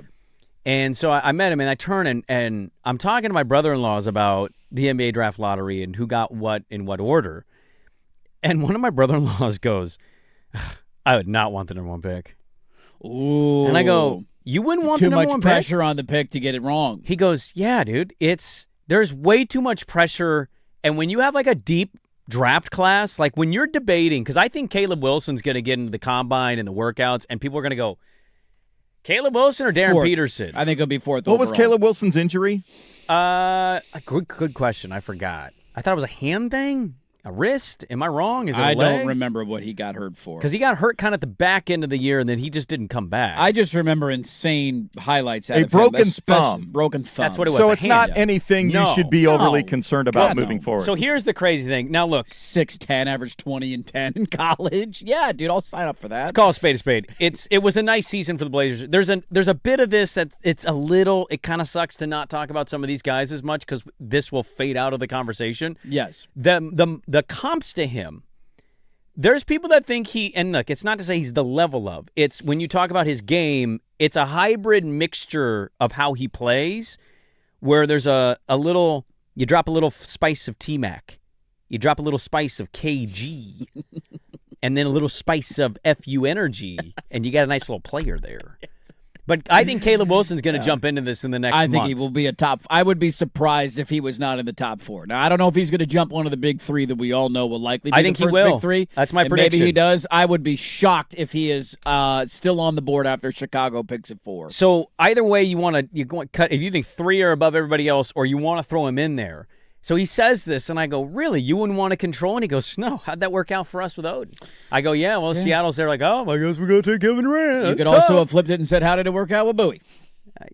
Yeah, there's that. We've also whiffed on non-number 1 overall picks as well. You're not wrong. We don't have a great history. It just was more interesting to me of like the idea of, we did this with the Raiders. Yeah, would you want you got to take Mendoza. Why? Yeah. Why do you need to take Mendoza? Not take phone calls and get draft capital and say, I don't know if that guy's going to be good. It also helps when you say, well, we had so-and-so rated number 1, but they went number 1. There was nothing we could do. Yeah, it's very nice to be able to say that and not even have the option of screwing it up, although if you end up being later, like I think it's the idea that, will you regret the decision? But the reality is if you whiff on the pick, whether it's the first, second, or third, or fourth, or fifth pick, wherever you fall, there will be a guy that goes behind you that you will regret not taking. Like that in every draft, that's almost accurate, where it doesn't matter if you're 1, 3, 5, 7. Like we have that a little bit with Scoot. Not that the Thompson bro is the best shooter or offensive weapon in the planet, player. but he's been a better player early in his NBA career. And so we don't know what Scoot's future is. We could use another lengthy defender. We don't necessarily need any more guards. We already got a lot of those guys. And so that's always going to exist whether you have one or move down. I think the Wizards are unique in this case, though, getting the number 1 overall pick because there's been such a connection for so long with Utah and DeBonsa. Like, that's been a thing. He paid for him to go to BYU. Like, he went to high school there because they paid him to come out and go to a private school. He's been in the area. Like, so that's Did you see his one, face when he saw Washington? I did see his face. It was very crap. Or because he wants to stay in Salt Lake. What are you willing to offer us, Utah, to move up to number 1? And is Washington willing to make that move? And in some drafts, the answer would Wembanyama drafted. It's an immediate no. But I don't know if any of these guys are that. I think they're all very highly touted prospects. I don't think any of them are to that level of like head and shoulders above the rest because we could sit here and debate for 2 months who's the best player in this draft class. And you could ask 50 different people out there, 50 different scouts, and you're going to get a different answer from a lot of folks. In Wembanyama type drafts, you're not getting that level of mixed opinion. And so maybe this is the year where Utah throws a kitchen sink at Washington and they move up to number 1 overall. I hear you, but I also just like the idea that you take DeBonsa. He doesn't want to go where you are. Which doesn't work in the NBA, by the way. I saw some of that stuff over the weekend of like, he's going to pull an Eli Manning. It's like, no, he's not. That doesn't work in the NBA. Well, yeah, Ace Bailey, come on down. Literally, he tried, I don't want to go to Utah. And the Jazz were like, didn't go to the I workout, don't care. And they drafted him anyway. Yeah, I don't know whether you want to and be then there it was like, is he going to show up? And he's like, yeah, he's going to show up. He just don't want to get fined. You don't want to play? Rot your ass on the bench. We don't care about that. I know, but it's the idea of taking a guy that doesn't want to be with you and all the teams behind getting the better player. Yeah. It's more his point. I'm largely like, I'd take the number 1 pick because I just want to control everything. Got to put your nuts on the table eventually and make a call, man. At some point, you got to make a decision. But I loved, he just said it like so confidently, and I was like, you wouldn't? He's like, no, dude, way too much pressure. I was like, yeah, I guess that's a good point. I didn't really consider that. Those kind of picks ultimately end up defining your tenure as a GM or a president or whatever. Like, that's what you will be graded on. I mean, back to our point on Mike Schmitz, right? Like, he's certainly a bright mind. He was certainly respected, and we loved watching him when he was at ESPN. And when we hired him, it was like, the guy from ESPN, really? He's going to be like, all right, that's kind of cool.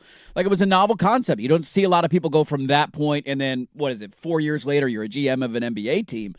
But at the same token, it's like, dude, your first-round pick last year was unplayable in the NBA, and we could have used another body. And so these are you'll ultimately be judged and graded by what you end up doing with the number 1 overall pick. But I would much rather have all the cards in the deck and to be able to wheel and deal however I want than say, take the pressure off, give me the 3rd overall pick, because what if you end up with that guy and it's Scoot Henderson? I totally hear you. I have to come back to it because I can't help but get it out of my brain because Schmitz left.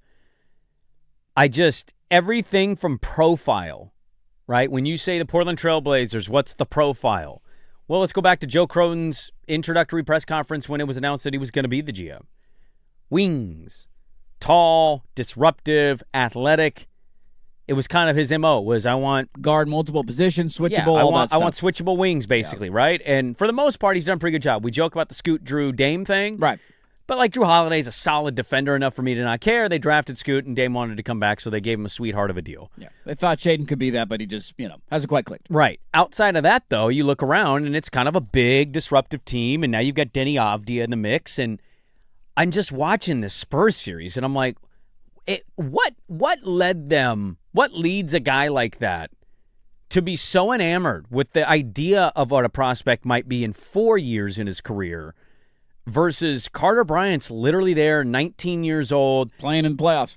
Yeah, but he's playable, and he's good, and he fits your profile. If we had Carter Bryant, we'd go, my God, we might have like another mini Tumani Kamara. Him and Cedric with Howard a different ceiling. 2 guys we circled going into the draft, and they were both available for you to take. And you traded back. Traded down and took Young Hansen. And so you could get Young Hansen, who I don't know, man. If I'm to listen to just what Danny says, it doesn't sound like he has Young Hansen as the backup big on this team next year in year 2. What if they re-sign Robert Williams? And he certainly isn't the backup big. So, like, what are we waiting on here? Year 3, year 4? I mean, like, you're asking people to be patient on a player that was picked by a guy who now is no longer here. Now, the owner, unfortunately, well, not unfortunately, but the owner basically that has helped buy the Blazers in a press conference is like, bought it. They have a Chinese guy on this team. That's awesome.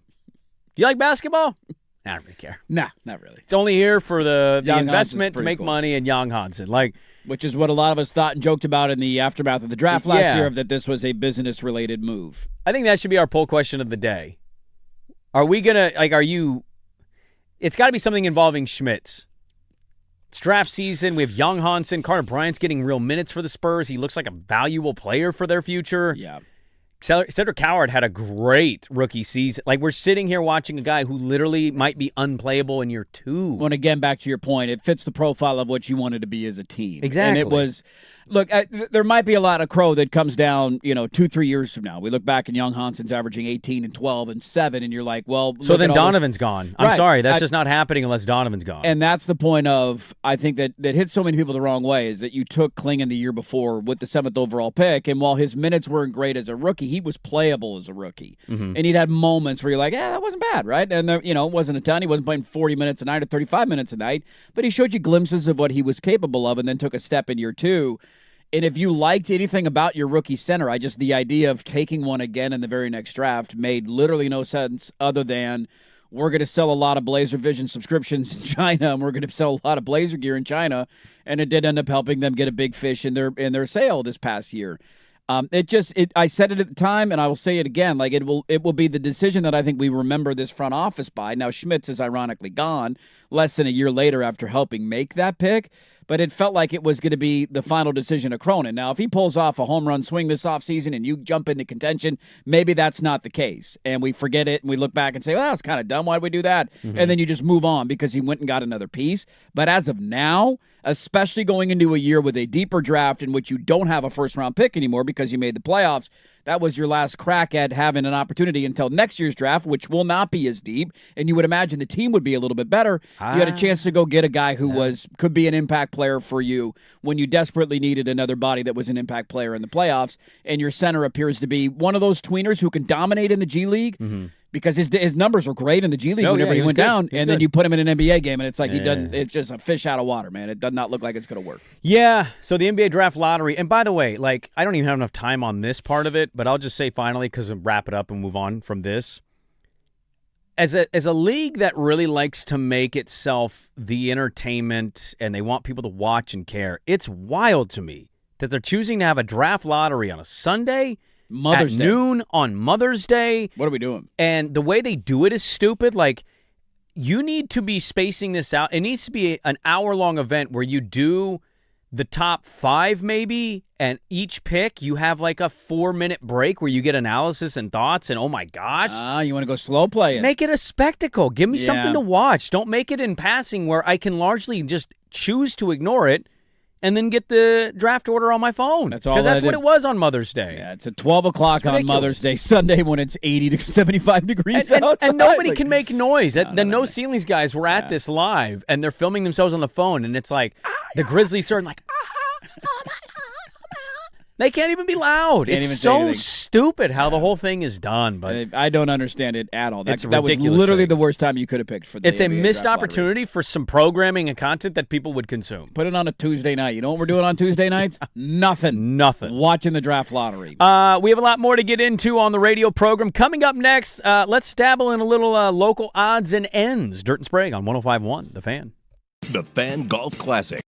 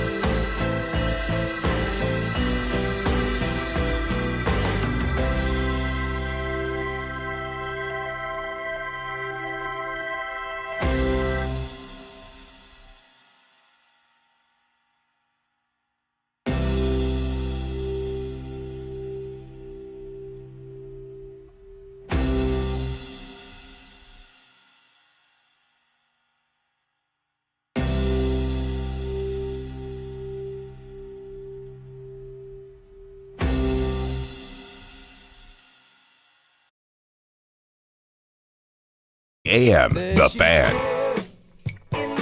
We did have a Beef fan tweet earlier from last week's conversation that if I ended up talking to the Ducks football team and they won a title, I would be excommunicated on the level of Jonathan Smith. Well, they're kicking you out, huh? Which is unfair. Jonathan Smith's on the outs until he's back. You know he's going to coach in Corvallis again at some point. If he's back as the OC at some time in my life. What's he doing? Is he doing any TV? No, he didn't get hired. I know he didn't get TV. hired. I don't know. Mark Helfrich does TV. Don't look at me like that. You've interviewed him. I've interviewed Mark Helfrich, too. Yeah. Yeah. There's a difference. Mm-hmm. There is. Not much. Not much. Mark Helfrich has the personality of cardboard, and he's a color analyst for Fox. Yeah, but Smith is the dried paint on cardboard. I'm just saying. Let's not act like people with no personality don't end up getting Chip Kelly doesn't have a personality, and he did TV for a year. You're not wrong there. Hey, would you guys shut up? That's the only thing anybody ever knew him for. Some local little tidbits, some odds and ends here locally. So the Oregon Ducks have a nice win over UCLA over the weekend. You mentioned it in the opening segment. Lost the series. They blew a lead yesterday. Yeah. That was tough. I think I killed on Friday. But Saturday's game was a lot of fun. They had a late rally on Saturday. They won 9-6 down in L.A. They even the series. They ended up losing the series overall. UCLA is the number one team in college baseball. Yeah. But they had a nice little win down in L.A. Big Ten, not awful, but it's a mix of the former Pac-12 teams that are leading the way here. So it's kind of a weird deal that we're doing there. I'm not going to sit here and pretend to know anything about Big Ten baseball. All I know is Oregon's got a guy with who's the Pacific Island guy that's just mashing home runs. He's like 6'5". Isn't he a freshman? He's a young cat, and he hit a bomb on Saturday. Like he looks like a linebacker. Let's go sign that guy up, Dan Lanning. And he hit a home run ball so damn far. He hit a double off the wall too that I don't think got 10 feet off the ground. Well, huge final series for them of the regular season because the top 4 teams get advanced in the Big Ten baseball tournament. They don't have to play early in the week. They go right to the quarterfinals. Is it Lauki Jr.? Yes. Yeah. Yeah, dude, that guy's an absolute unit. Yeah, he mashed a 3-run home run. He was center field. I have not watched any Oregon baseball all year, and so I'm like, there's nothing on Saturday night. Was there even an NBA playoff game on Saturday night? Was it the Thunder game, maybe? It was like, a Thunder game. Stupid. I'm not watching I was watching that at a hot dog birthday party. Like, I don't need to see any of this. So I flipped over. I saw the tweet about the coaches getting into it, so I turned it on, and they had a cut, but he hit an absolute, that guy's a unit, man. The Beavs swept Long Beach State. Hey! So you got that going for you? You do. They lost Dax Whitney. We didn't bring that up, but yeah, he's out for the year, right? Elbow surgery. That's a tough one. Yeah, that one's tough, but they're battling on. They're still one of, what are they, top 12, right? What are we, 3 weeks away from regionals? Probably. Yeah. Because we got one more week to go in the regular season. So we got 1 week of regular season, then conference tournaments, and then because the selection show is usually Memorial Day. Got it. That's right. So about 2 weeks away. Okay. So the Beavs continue to roll on. The Timbers won 6-0 against the Sporting KC. Yeah. Who's just awful. It's okay. You got to beat the bad teams. But the fact that they put up 6 goals is they're the worse or bad team. Yeah. I mean, I get it. We're the better bad team. It's okay. I'm glad that we're the better bad team. I saw that we scored 2 goals in the first minute of the game, basically, and then they pulled everybody up 4-0, and the backups came in and scored a couple of goals. 6-0, man. That's the most goals since. That's pretty rare in MLS, right? Like that doesn't happen very often. No, you'll get those in hockey occasionally, where you get a random damn, I was 7-0. What the hell happened would there? You have Soccer? that 9-5 Avalanche game in game one of the series or whatever? Yeah. How about the Avalanche, by the way, benching their goaltender? They're down 2-1 to the Wild. They need a spark. This is what hockey teams do. Panic. First moment. It's just funny to me. Like, we're abandoning it because there's a couple bad games. It doesn't matter that they've been the best team in the NHL all season long. I don't care. If we're scoring goals, this guy's not doing it, holding up his end of the bargain. I guess. Yeah, so a lot of fun for people over at Providence Park. Obviously, we're the home of the Timbers, so a lot of people tuning in while they were driving around, catching the Timbers winning 6-0 against Sporting KC. Dude, what a banner weekend for us, man. Having all the first Fire game going on, the Timbers winning 6-0. It was all at the same time Did the Thornies play this weekend, too? They did not. They played Friday and lost night. to Racing Louisville 3-1. They lost 3-1. Okay. And then, the last one I was going to mention, the Portland Fire, they set an attendance record for first season game for an expansion team in their season home opener. They had 19,335 fans to watch them lose 98-83 to the Chicago Sky. I'm glad we came up with the storage space for another floor in the Moda Center. We can't have the PDX carpet jersey, so I'm glad that we now have space for another floor there. We have the ability to play on a unique floor. The floor looked awesome. I didn't even think about that. That's a really good poll by you. I was watching okay. Because that's what we were told. The PDX carpet jersey couldn't have its own floor because there was no storage space. Yeah, maybe they just put the Blazer court in a wood chipper, so we're only storing one court right now. I don't know. Is it reverse? You flip it upside down? Hey, now it's a 2-for-1 floor? That's something Tom Dunn would be into. No, cheapo Tom Dunn would pull that move off. Dude, it was like the wife was excited to watch it. I was too. I couldn't remember exactly what time it started, but we got home from my nephew's soccer game. 6 o'clock start. It was like perfect. Yeah. We walked in the door at 5:45. I'm like, let's fire something up for dinner. Turned on the quad box. There's a couple different things going on. It was fun, man. The atmosphere was great to see the crowd get into it, to set a WNBA record for most fans in a first game for a franchise. Like, it is the most slam dunk thing in the history of Portland sports that team is going to kill it. Yeah. We support women's sports better than anybody in the country, and we have for a long time. And so the team's probably going to be pretty bad this year, which in the grand scheme of things is not that bad. Let's tank and get a top pick for next year. They're going for Juju. I'm all for that. Juju is pretty special, and so if that ends up being the result, that's an awesome season for the Fire. But the crowd support's going to be great. The attendance numbers are going to be solid. The atmosphere was unbelievable. It was really cool, man. It's going to be fun to have a basketball option go on throughout the course of the offseason for the Blazers and throughout the summer. I actually kind of like a lot of players on the Sky. Rakia Jackson's pretty good. You got Cardoza, who was I remember her, yeah. South Carolina a couple years ago. And then Skylar Diggins just came from Seattle, and now she's the leading point for Chicago. And then they got Gabby Jaquez. That's Jaime's sister. So they ended up winning. And Portland, again, I said this earlier, I think stylistically, they had a 16-point quarter, an 18-point quarter, and a 19-point quarter. That's not great from output. But I think overall the way that they play is at least watchable. Now, I'll say this. It's a great home opener. There's great energy in this city for it. I'm excited about it as somebody who coaches girls basketball. I've loved the wave of people supporting the sport. It's fantastic. But, I watched, the Fever and the Dallas Wings on Saturday at 10 a.m. Yeah. Dude, that was a great basketball game. It got into the hundreds. It was back and forth. It was Caitlin Clark shooting for a tie game in the last 6 seconds. You had Paige Beckers getting buckets. It's exactly what you'd want.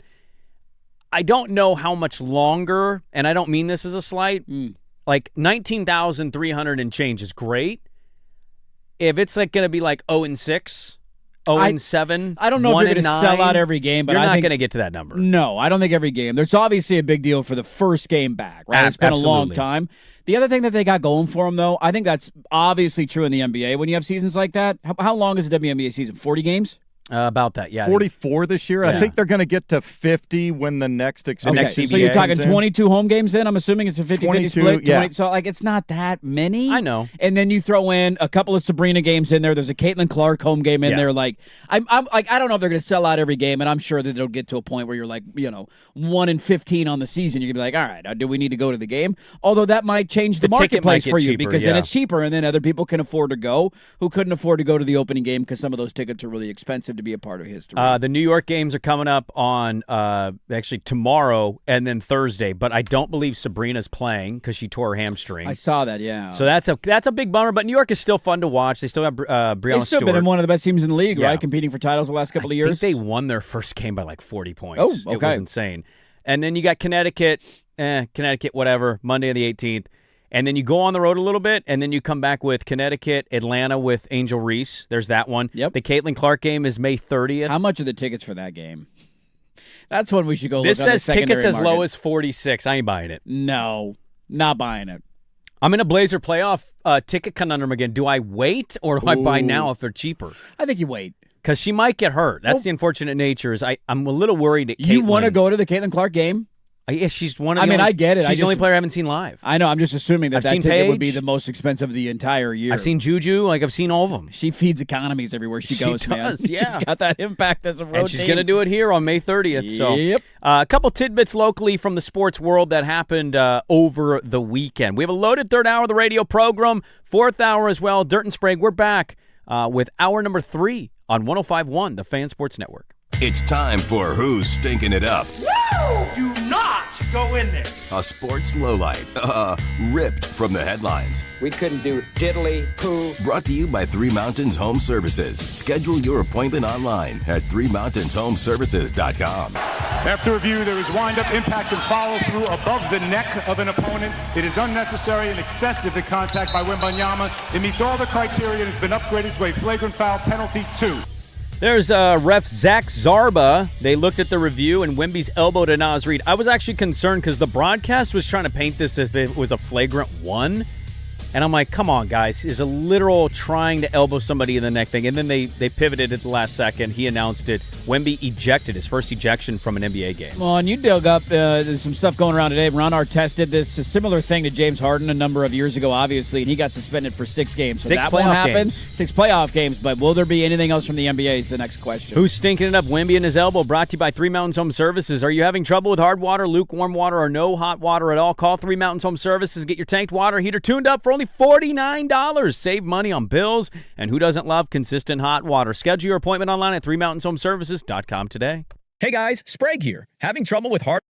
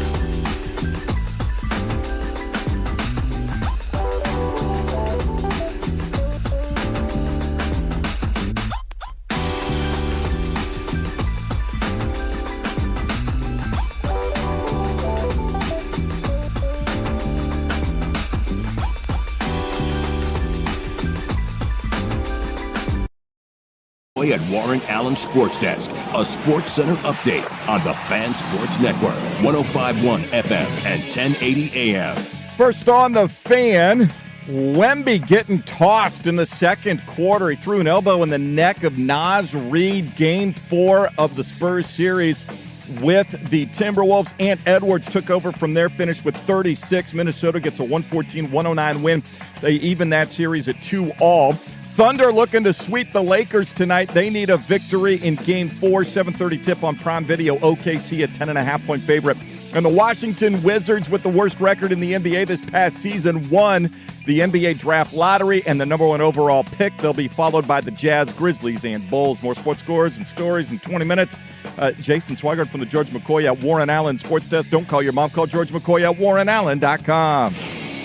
This is the Fan Sports Network. Aronimink Golf Club hosts the second major of the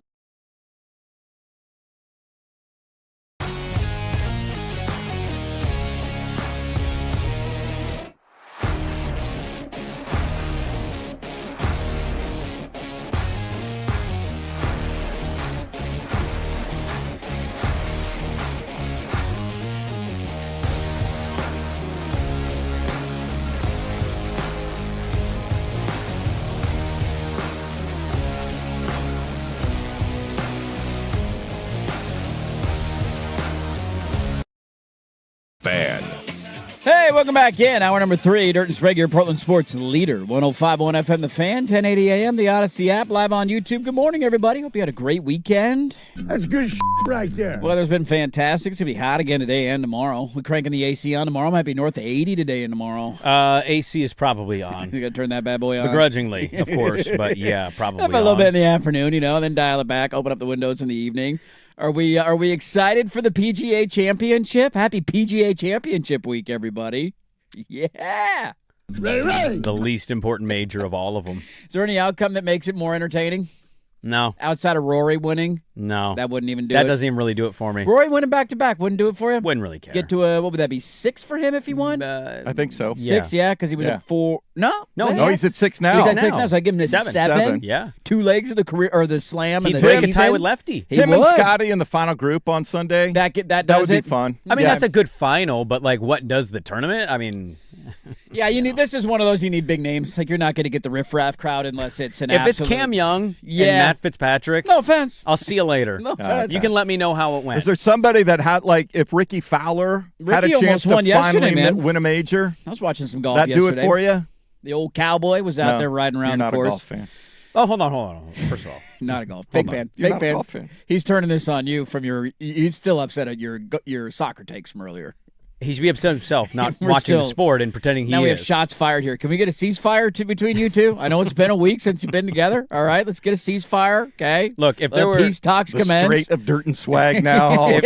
You're not getting through my straight. I laid landmines in this bitch. If we PGA Championship week, how dare you? If we grew up in the house together, we're definitely the brothers hitting each other with pillows in the face, and you're the one guys, calm down, man. Don't make mom come in here. What is the matter with you two? That's the situation. Look, if Ricky got it, I'd tune into the final round. It doesn't matter who it is or where it is. This is just a major I could not care less about. I get more excited for the Players' Championship.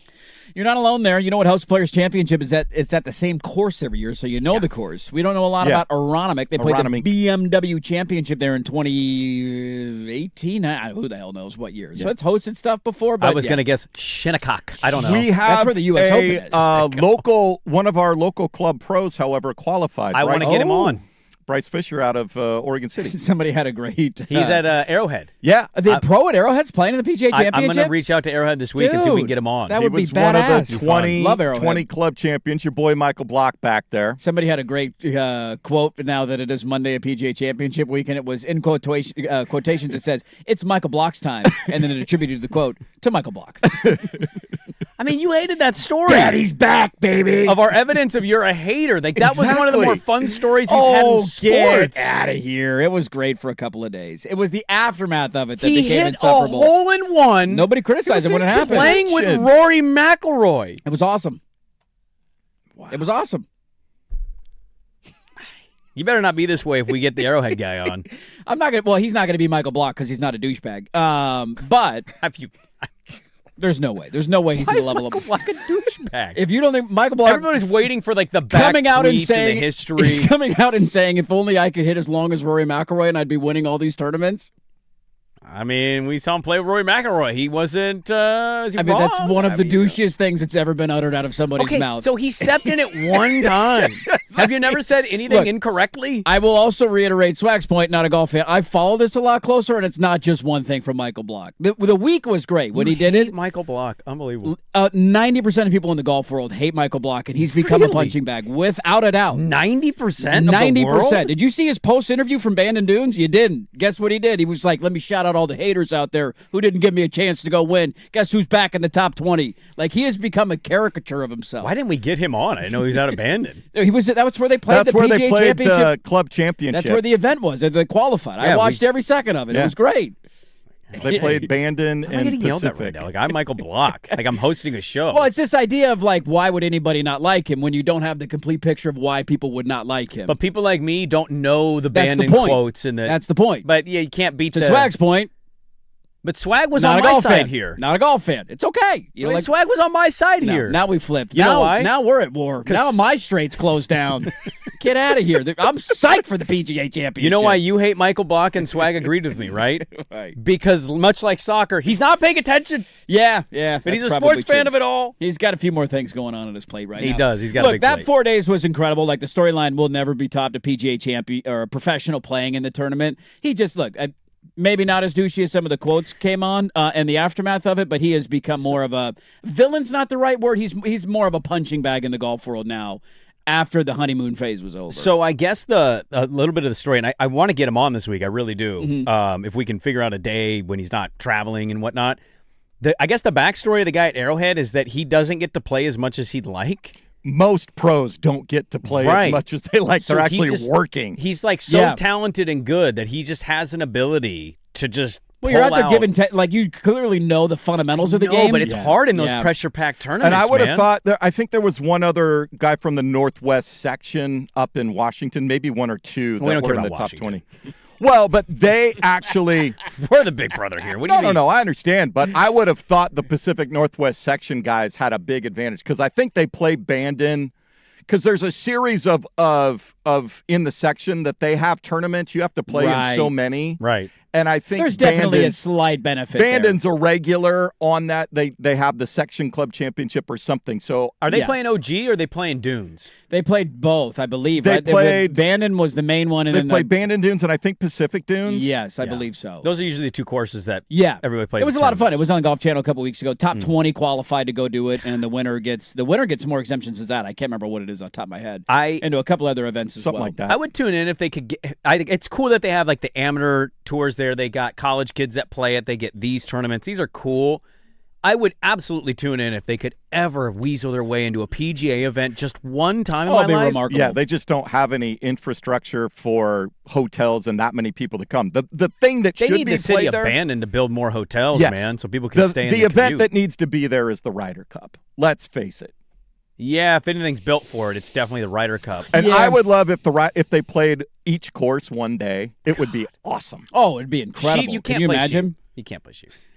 That's cheating. Put a bunker in. Literally anywhere. I mean, top 10 public course in America.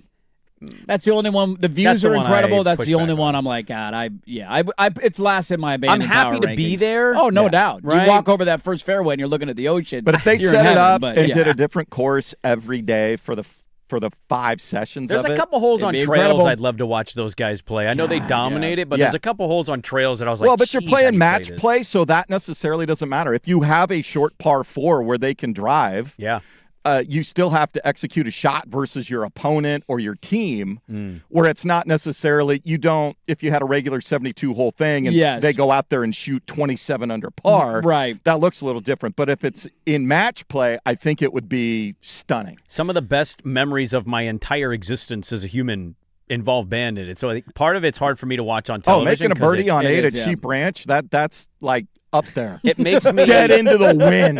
It makes me want to be there too bad. It does. So it's hard for me to put it on my television. Like, I was just there 5 years ago. I'm glad I got at least one defender. Michael Block would have been great if he stopped at the peak of his PGA getting a hole-in-one. He ruined himself by doing his YouTube tour. He's a douche. He's overdone it. Extremely annoying. Thank you. Don't you have to kind of jump on the train? I don't blame him for jumping on the gravy train. I'm just telling you that's why. It's like, come on, man. I'm going to find a Michael Block hat that has block letters. Oh, I'm sure there's a blocky hat out there. I'm going to wear it. The block party getting back in contention is my nightmare this weekend. Don't let it happen, Aronimic. Happy PGA Championship week, everybody. Let's get to a couple of odds and ends. I have there's one league that exists out there that is basically just a petri dish for everybody else, and I'm wondering, will we ever get this in another league? I'll explain that a little bit more coming up in a bit. But we do have a couple of odds and ends out of the old National Football League that I would like to touch on. Yeah. And one, we'll see if this one gets Sprague. I've been hot and bothered about a lot today, so we'll see if this gets you hot and bothered. Are we excited for the opening Sunday night football game of the year in the NFL? Not based on who I saw. Have you been waiting all day for Sunday night? Well, I got news for you. Most overrated theme song in football history. Now we're going to fight after the show. Just because you and your wife have sex to it doesn't make it good. God, she's hot. My wife, that is. Your wife is hot. You sit around all day. You're waiting all day for Sunday night. Who pops on? How about them Cowboys? This was the most obvious pick of all time, was it not? They earned it. John Harbaugh's first game as head coach of the New York Giants, and the Dallas Cowboys are the Dallas Cowboys. Your opening Sunday night game of the year has been revealed. I love that the NFL does this, so our schedule releases in 3 days. Yes. On Thursday. And now, like, every hour over the next 2 days, we're going to find... Well, Wednesday morning... Week 2. Yeah. Oh, dude. See, now the voice I want to hear. Mike Tirico, Chris Collinsworth. Get out of here, Carrie Underwood. Waiting all day to what? Kia car? We get it. Kia car. That's a good country music poll right there. Yeah, deep cut. That's a deep cut. Come on. Give me a little credit. It's a bad take, but I'll allow it because that was a pretty deep cut right there. You really still like that song? I do. I love that song. Really? I literally turn it up in my living room every Sunday. Doesn't she change the words? I check every week. It's new words, dude. You got to follow along. So how do you sing along? There's buzzwords she goes to. Oh, okay. For a big time fight. There's, she's always, it's a little tweak depending on the city that you're playing in that week. I wonder how many sessions she actually does. I don't know. It's a good question. Because I'm sure, when do they start? When is the flex games available? That's usually about halfway through the year, if I'm not wrong. So I bet 7, she does like 8. the first 10 weeks all at once, and then they do another session. Yeah, as they start to get an inclination on who it may or may not be in the back half of the year. But I just chuckled at this of like, yeah, of course. I mean, I'm going to be psyched for it. 800 million people will watch this game. Right. Harbaugh does make it more interesting, without a doubt. And you know how I feel about the Cowboys this year. I'm in on the Cowboys, which makes me uncomfortable. But this was like the most obvious pick of all time. Yeah, I mean, look, are we going to watch? Yeah, we're all going to watch. But are we excited about it? No, we're not. No. Catch me up. While I was gone, I thought I saw or heard the Seahawks opponent Bears. got leaked. Wilbon leaked that it was Chicago. He was on ESPN. He goes, they were breaking down the Bears. Like, could they be like a worse or same record but better? Sure. It's going to be tough. They have to go out west, I think, in week 1 and play the Seahawks, and everybody's like, it's just awkward silence. Everybody looking. No, they kept he kept talking, but everybody didn't. Nobody acknowledged what he said, and everybody's trying to bury it and move on and act like it's going to be some big announcement. But it seems like it's going to be Caleb. But nobody came out and refuted it and said he's wrong. No, okay, it has not been because he's right. He probably knows somebody in the Bears that was like, we got to go to Seattle week 1. Yeah, he's been in Chicago forever. Like, there's a connection there. So I'm going to chuckle every 2 hours when we get a. By the way, week 3 Thursday night game. So Wednesday morning on Good Morning America. 3 days. So Wednesday morning on Good Morning America, they're releasing all of the international games. Aha. Okay, that's the next phase. No one cares. And then we got to do it in buckets, one piece at a time. I mean, look, this is how the NFL, like we talked about this earlier in the show. The NBA's usually pretty good at this kind of stuff. Yep. Them putting the draft lottery on Mother's Day at noon. Dumbest. I'm not kidding you, and there's going to be other examples you could throw at me. It's one of the worst decisions I've ever seen a league made. This is the most anticipated draft. I mean, I know Cooper Flag was a big deal. The Wemby one was a big deal. But in terms of depth of this draft. It's a pretty loaded this feels draft. like even if you end up with the 7th or 8th pick, you're like, dude, we could still get a franchise really player good player here, right? Yeah. And not have to take a roll of the dice on somebody. And who knows if that actually ends up being what what the draft looks like down the road when we evaluate the class. Them burying it on a Sunday is one of the, just wait till tonight. Do it tomorrow night. It's a Tuesday night. In between two games. Do like the stupid, the college football playoff rankings that happen in between the college basketball games? Yeah. Where they're randomly in Chicago at the United Center. It's this is weird. But they make you watch the game. But it's an actual program. Yes, it's not a rush. Okay, team by team. Yeah, they don't do, here's the 12. Okay, coming up next, Kansas, Kentucky. It's like a legitimate rollout. One by one reaction, yes. One by one reaction, one by one reaction, one by one commercial, thoughts. Yell about this, yell about that. Yeah, they give us actual stuff. They make it a program. I guess I missed the memo of when they announced that they were going to do this show on Mother's Day. I had no idea until a week and a half ago. It's because we're not in the lottery this year. I'm sure we would have known the date closer if we had not made the playoffs and we were a lottery team of all right, when do I need to sit around my TV and watch? But even then, I don't know if I would have because it was a Sunday. It was definitely not that last year. I remember it being a weeknight last year because I remember walking around the neighborhood with the kiddo, watching it on my phone as we did not move up. I can't remember if we fell, but ending with the 11th overall pick. This is the point of the NFL, though. They're going to milk this all week. And every time they release something, it's going to get a reaction out of me. I don't know if it will every sports fan. Yep. But you bet your ass I saw that first Sunday night schedule announced earlier, and I'm like, oh, all right, Cowboys and Giants. Straight out of Central Casting, but nonetheless, it's going to be fun and entertaining, and they're going to do it all week long. So Thursday is the official release. We'll get little tidbits throughout the course of the week. Remember, that's that first game, that Caleb and Seattle game is going to be a Wednesday. Mm-hmm.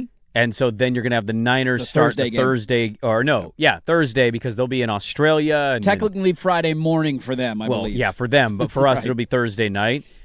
So are you willing to go as far as to say Carrie Underwood over Hank Williams Jr.? No. You can't. I won't do that. Okay. Does anybody else have a theme song in the NFL like that? No, because CBS just does the music just has and the Fox music. just does the music. Fox just has the robots. Sometimes you get the new Monday night song kind of sucks, and I love Chris Stapleton. It's too much. It's In the Air Tonight, and it's him, and then it's Snoop rapping, and I'm like, this is such an ESPN thing. Well, college football tried this with Post Malone a couple years ago. They did. They had the game day one years ago with Big and Rich. They did Come Into Your City. That was their big city. That was their big one. Yeah. I mean, look, all my rowdy friends are coming over tonight. We'll always be the GOAT. Your team being named with All My Rowdy Friends was like the Giants and the Niners. It just perfect, right? Yeah. But it's number two on my big board. Yeah, but I think we're also concluding it's only a 2-person race. So three. It's better than Coming to Your City. But you're adding college football into it. There's only 2 in the NFL. It's true. That's so, okay, would you rather have no singing and have the Fox theme song? Or have singing? Give me the combo of NBC's over the robots. And I love Fox's intro. Don't get me wrong. It's solid. I mean, I don't need lyrics to It's just over quick. They just show a graphic. They pan down. Welcome to San Francisco. Feels good, doesn't it? We should make a TikTok dance and NFL theme songs. I think we just need to do this maybe once a month until we get to football season. I'm just having a segment where we play the theme music. This never does anything for me. No. Jags Broncos, how exciting. Jim! It's a big down, Jim! Tony, what do you think here? I don't know, Jim. They could run it, they could throw it. Big down, Jim. Third down. Third downs are big. That's always good. This is something to do. This is a Monday appointment television. Hit you. It's kind of a consistent theme of our show is we love to randomly just play these themes. It makes me feel so good. It makes it move for everybody. It does. I got one other bit of NFL news for you, and that is that we had a signing today. There are still available players. Did you know that? Not everybody's been scooped up. We haven't even fully completed the offseason yet. The L.A. Chargers have made a move. They've signed David Njoku from the Cleveland Browns on a 1-year, $8 million deal. Remember, they drafted Oronde Gadsden last year, who had a really good rookie year for them, over 600 yards and 3 tutties as a rookie tight end. And so now they've added another weapon for McDaniel, who he's always interesting to me. Like, I've been watching a couple of his press conferences lately. He's just an interesting cat, and he talked about going back, and he's watched on film multiple times every throw that Justin Herbert's made in his career, which would be funny to think about how many attempts that actually is, going back however many years it's been now, 5 or 6 he's been in the league. But another weapon for an offense that's looking to improve and kind of reload and revamp with a new offensive coordinator, and it seems like a nice low-risk 1 year, doesn't work out, fine, $8 million, not that much, and if Njoku gives you a ton, then it's a nice swing. Njoku, for me, is all-time looks better than he plays athlete. Tend to agree with you. Now, you can come up with different versions of these in the NBA or Major League Baseball. Like, who are the athletes you think of that when you see them, you go, oh, my God, he's going to be unstable, and then you watch them play and you go, why don't you do more? Because David Njoku walking in with only basically the Bane coat and no shirt. He's yoked, yeah. He's absolutely shredded and yoked, and he burned his face this year, so he had to wear a weird mask. He came in like a super he's getting off the bus first. Yeah, dude. Yeah, well, I mean, what's he, 6'4", 270 or 250 or whatever, something crazy? But I mean, imagine in high school a kid like that walks off the bus and you got to face him. You're like, oh, my God, he's going to destroy us. And then he gets out there and he has like 1 catch for 7 yards. You're like, he didn't do anything, actually. That's a good question about other sports that applies to. The all-time looks athlete doesn't play how they look. You line up across from him and you're intimidated, or your team's playing and you're like, oh, my God, how are we going to stop this guy? And then there's nothing really there. He can have big games, which makes you go, oh, you do have it in you, and then he'll just disappear for 3 weeks. The only question I'll ask on Njoku, because I don't disagree with the point, his best year was 2023. He's a Pro Bowler at 800 yards. He's been in the league longer than I would have remembered, too, since 2017. Yep. But he's only 29, so he came in at a younger age. The only thing that I would say, though, is like the Cleveland thing. Yeah, it's like who's been last year? It was Dylan Gabriel and Shedeur Sanders and Joe Flacco throwing him the ball. But the ceiling, so that's of the only it, part of what's the ceiling of it to you, though? Even if it's in a good 2023, like if you could get that, if you could get 600 yards and make him a good red zone target as a number 2 tight end, because I do think that they like Gadsden there. He had a better year than Njoku last year as a rookie with as many, if not more, touchdowns. So I think it's just to me, $8 million isn't much. It gives you another piece that you can plug in, and I certainly see the point about the production not being great. But it doesn't help when Shedeur Sanders and Dylan Gabriel are your quarterbacks as rookies. Yasiel Puig could be in this conversation. Yasiel Puig is a great one. By the way, a great one. I got an anecdote on the other side of this on Yasiel Puig. Puig is a great one. He's been Didn't he lose his lawsuit? He's been in the news lately. I'll tell you what he's up to. Arrested or something. He's in the news. And will this league ever implement this? Doubtful, but man, would it be great. Next on The Fan. Portland eastbound Tigard expect stop and go past the zoo.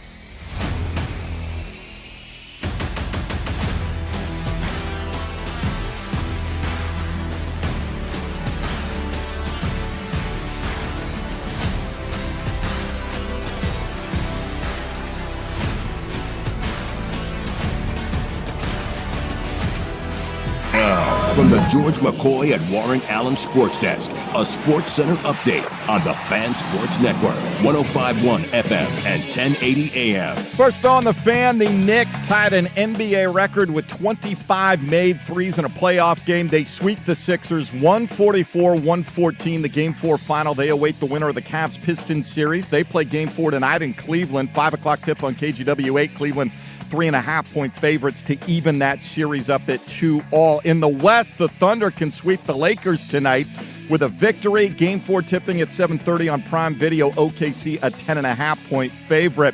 NFL will unveil the entire 2026 regular season schedule on Thursday. They did announce today the Cowboys and Giants get the opening week Sunday night game on NBC. I'm Jason Swigard from the George McCoy at Warren Allen Sports Desk. Don't call your mom. Call George McCoy at warrenallen.com. This is the Fan Sports Network. Keep on learning. This is a PGA Championship Week edition of Dirt and Sprague, brought to you by Langdon Farms Golf Club on 105.1 FM and 1080 AM. The Fan. All right, welcome back in. Happy Monday morning, everybody. So I saw this over the weekend, not that I was watching, but it's one of those clips that makes the rounds, and I thought, whoa, is that going to be the latest case study in something that we steal? There is a league out there that exists basically for one reason and one reason only. Now, I'm sure there's a player or two that has made the move from this league to the bigger league. I just can't name any of them off the top of my head. Maybe you can. But the UFL is back, and they are playing football. I don't know if you're aware of this. The league has made its return. Couldn't name a single player in that league, but if you told me a name that I'm sure a couple of kickers out, I'd go, or something. okay, that guy. Yeah, that guy's probably playing. Sure. The only thing that it has led to, largely in terms of impacting the football world, has been what? Stealing their ideas. Rule changes. Does it work? Oh, that was kind of cool. Let's do that in our league, right? Right. They did one this weekend that I feel like the odds of this actually happening are 0%. Okay. But by golly, would it make for an incredible television. So I don't even know who was playing. I can't tell you about what the call was. I can give you no context behind this other than playing the clip. That's all I got for you. How, in a world that, wants to fire people for AI or shut something down or restaurants randomly just closing that you got no wind of, how is this league still alive? Nobody goes to the games. I don't know. There's not not on a soul, but nobody watches these games. Right. There is no, I can't name. Is the Stampede a team? I don't know. Are the Birmingham Big Backs a team? I don't know the names of these things. I cannot believe this league is still around. I don't know how anybody operates this league. They are averaging through 2026. This is the live golf of football. I think that's what it says. Yeah, through the first half of the 2026 season, I don't know how many games they played. This is money laundering? I don't know how it works. 631,000 viewers per game. I mean, shame on all 631,000 people for spending any amount of their time on that. I guess watch what you want to watch. You do you, boo. I'd rather personally be in a porn vortex than watch whatever it is that football league pretends to be in. What helps ease the pain of a But if you want to watch the Birmingham Big Backs, you do what you do. I'm watching a different Big Back. I don't get how this league is still around. Take your hands and put it down your pants, I didn't know it was still around until you mentioned it to start the segment. I got to be honest with you. I mean, I knew that it still existed. I didn't know that they were playing games yet. And the only reason I pulled the audio was for the reason that there's audio here. We're going to steal something?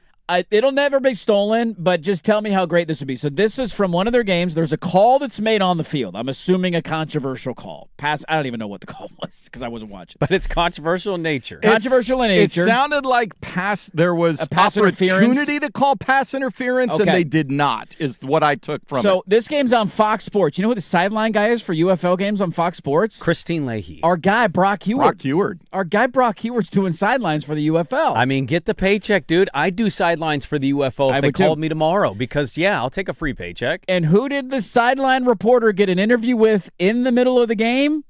The coach. The lead official. De Leon have some conversations with Ricky Prohl about a penalty or not a penalty Ricky with Prohl's these contested throws, especially to Hakeem. How do you judge that? If there's a back shoulder and I'm looking at that and, there's no material restriction, I'm just going to leave it alone, to be honest with you. So if the throw is not where it should be, if that throw's not there, you're not going to reward a poor throw on something like that. Yeah, that works. That works for me. How difficult is that call? Is that pass interference versus a contested catch? I know where you're going, and I'm just going to stop you now. Don't want it. You don't want an interview with the official in the middle of a game. No. Halftime running off the field? Not at all. So no roughing the passer there on third down? No. No. Not interested. Oh, okay. You want this? I think it'd be incredible, yeah. Why? Did you hear his answers? He basically was like, that works. I mean, look, it doesn't He's mean... right. Back shoulder throws are happening. We've been saying this for years.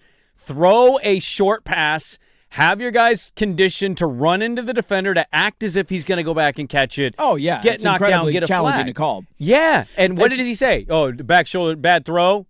Yeah, that works. Like, you're just going to get those. He's not going to go into depth. They're not going to explain everything. You're not going to like the answer half the time. No, probably not. I don't think it's not going to be the most entertaining thing in the world, and it's not about, to me, it's not about even getting the right answer out of them. It's about having a profession that does not ever have to be held accountable. Start with the Supreme Court, and then we'll work our way down to. Yeah, I mean, I would love for that to be held accountable too. But if some butts were candies and nuts, right? Like we're doing a sports show talking about officials. I think I hate the idea that. See what Ricky Prohl's doing in this game. I love the idea of being able to ask them questions. I think it's ludicrous that you have a profession that's tied into the outcomes of the game. Sure. That can make a call or not make a call that impacts careers, legacies, right? Like it's not always coming down to one call, but there's a lot of controversial calls that go this way or that way, and there's never any level of transparency. And so I know it's not going to happen. I know it wouldn't be the best TV, and I think you're right. In most cases, it would probably leave us more frustrated than not. Mm-hmm. I hate the fact that there are people who get to run on the field, make calls for a game, run off the field. If a coach makes a bad decision, what does he have to do? If a player makes a mistake in the game, what does he have to do? Kevin Pritchard, the GM of the Pacers, sent out a tweet over the weekend saying, oopsies, my bad, we don't have a top 5 pick anymore. Mm-hmm. But for whatever reason, we never get to sit down with an official and say, hey, why the hell did you call roughing the passer when a guy got breathed on 3rd and 15 that gave an automatic first down in the fourth quarter that led to the game-winning drive? That impacted the game greatly in the end of it. And to me, having the ability to ask them a question, there's so many calls that happen throughout the course of an NFL game that we are left yelling at our television, and having this like at the end of the quarter of like, hey, Bill, what'd you see there? And it might not be a great answer. I just think the transparency would be entertaining. So he is, I looked him up. Ricky Prohl's the St. Louis Battlehawks coach. If you didn't know what the St. Louis team name was. No idea. Look, I hear what you're saying. I see this in the NBA mostly because it's a little more than the NFL, right? Like, they do a last 2-minute report after games. Yeah, and sometimes you get to have the pool reporters pick one person to ask like 2 questions max. Yeah. They don't do press conferences in the traditional standard way. And I never find those answers because I usually almost read them. If there's ever a moment where the pool reporters can get to the ref. The NBA is the only one that transparent because they'll at least in the 2-minute report tell you when they screwed up. Like, that shouldn't have been called a foul or that was called a foul. Okay, so but do you like the last 2-minute report the NBA does? Do you like when they come out and they say, hey, this wasn't a foul or they missed the foul? Or yeah, I don't watch them all because I don't care about that many regular season games. Well, the last games. 2 minutes aren't press conferences. They just release the statements. I love it when it's my team involved and there's a bad call, at least acknowledging that, dude, we screwed that up or we should have called that either way, or that call was correct and I disagreed with it at the time, but they come out and say it was correct. I just think I get where you're coming from. Like, accountability is important. We do hold the coaches and the athletes and the GMs and whatnot like far more accountable. I think the hard thing that I have seen happen with this, if you ever implemented it on the professional level in like the real football league, you're going to ask a guy why he felt that was pass interference. And he's going to tell you from the perspective of having to keep up with running with the 4-4 guys. Yeah. I saw contact that was a little more than incidental. I threw the flag. And that's not going to leave you satisfied. No. So I guess I just don't think there's anything to gain from it. I also think that not every call is a 50-50 judgment call running at full speed. No, but a lot of these guys get sent tape and they have to study and like learn from it. Or you see how it plays out in the NFL when they get to the playoffs. They strip guys away from. Yeah, well, you don't get to call games, right? There's only certain refs that are going to get to call the Super Bowl, right? Yeah. Other refs aren't going to get that reward. That's how they have to learn from this. Not so much the public already knows these guys' names. They do. Yeah, it's like we already kind of do this. We make signs about them. We make fun of them. We name them. I hate when this guy refs my team's game. I don't think answers are going to change how you feel. They're going to tell you, It's not about changing how you feel. It's not even about getting the answer that you want. It's just simply about transparency. Of having to answer a question. But if we're not going to be happy about their transparency, we're just going to say he's protecting his own ass. Yeah. And then we're not going to view it as transparency. Then we can get more angry with them for protecting their own ass after making a bad call. To me, I get the pass interference one. I just think that's a bad, those are so judgmental and not easy to call Holding in any calls. way. Holding calls are difficult. They're very difficult. The main ones that I think of in the modern NFL are roughing the passer calls, and why some quarterbacks get calls and why others don't get calls. Why you can have a guy get hammered across the face with a forearm or one guy gently pushed down to the ground and get called 15 yards. Those are not judgment calls. Those are not running at full speed. Those are not your sprinting. Those are your standing 10 yards behind the play, and you decided to protect a certain player and not protect another player. Yeah. And the transparency thing to me has always bothered me. And again, it's not about getting the answer that you want, because you're never going to get the answer that you want, and you're never going to get the benefit of every call. It's just simply about the idea of, must be nice to work in a profession where you can make a massive mistake and not have to answer for it in the outcome of the game. Well, yeah, and the outcome How many of the NFL game, officials get fired every year? I don't know, but there's officials that go away. Do they? Where do they go? Do we dump their body in the marsh? Well, yeah, not every official is the same official for the last 15 years. Well, sure, there's guys that they retire. call up new ones every year. Yeah, There's you some get guys that that cycle retire. out. I would like to see. I'm surprised that the players' associations in their collective bargaining agreements haven't started insisting at they're part of the evaluation process after the season. I know in the season you don't want to do it like game to game, but in the off season, I don't know why the players' associations don't start saying we need to be part of the evaluation process for next season. And if there are certain officials that we say as a collective body aren't cutting the mustard, or they don't get it, or they're causing more problems, yeah, they should be pulled on it. They need to get the hell out. Yeah, give us the name and then have people vote on how they feel about him. I'm okay with that accountability. I don't think being interviewed mid-game by the sideline guy is going to get you anything. And he looked quite perturbed. If you see the video, he didn't say anything. He goes, like, short throw, not going to dude, work. Brock, you're in my way. I'm trying to get ready for the next I love making him look perturbed. Man, I didn't know you cared this much about the officials. It's not that it's like... I just think it's a hard sport to officiate at that speed. They're all hard to officiate, man. I know. Try calling 100-mile-per-hour and half pitch the on the time, black. our industry spends half of their content bitching and moaning about it as if they could do a good job. It's a really hard thing to do. Yeah. You're not going to get the answer you're happy with, so I guess what's the end goal there? I love, in baseball this year, having the ability to overturn calls with the ABS system is perfect. It's an immediate rebuke of a call that is made that I like having the ability to do, and I know that's not an apples-to-apples comparison, but it's holding them accountable in front of 40,000 people when there's a lot of bad calls that happen throughout the course of a game, and you get to immediately say, nope, and then the umpire looks like an idiot. And everybody's going to make a mistake. It's just simply the point, again, that if players make a mistake or coaches make a mistake, we criticize them. And that doesn't usually happen. Is not that we don't criticize the officials, but we don't have the public way to do it. And so maybe it's not the right way. It'll never happen in the NFL. That much I know. I just found that interesting that we actually got an on-field interview with an official in the aftermath of the game. Brock Heward on the interview. Brock Heward was out there, man. We got more football stuff to get to. We'll get back into the NBA coming up top of the hour. Back after this, 105.1 FM The Fan.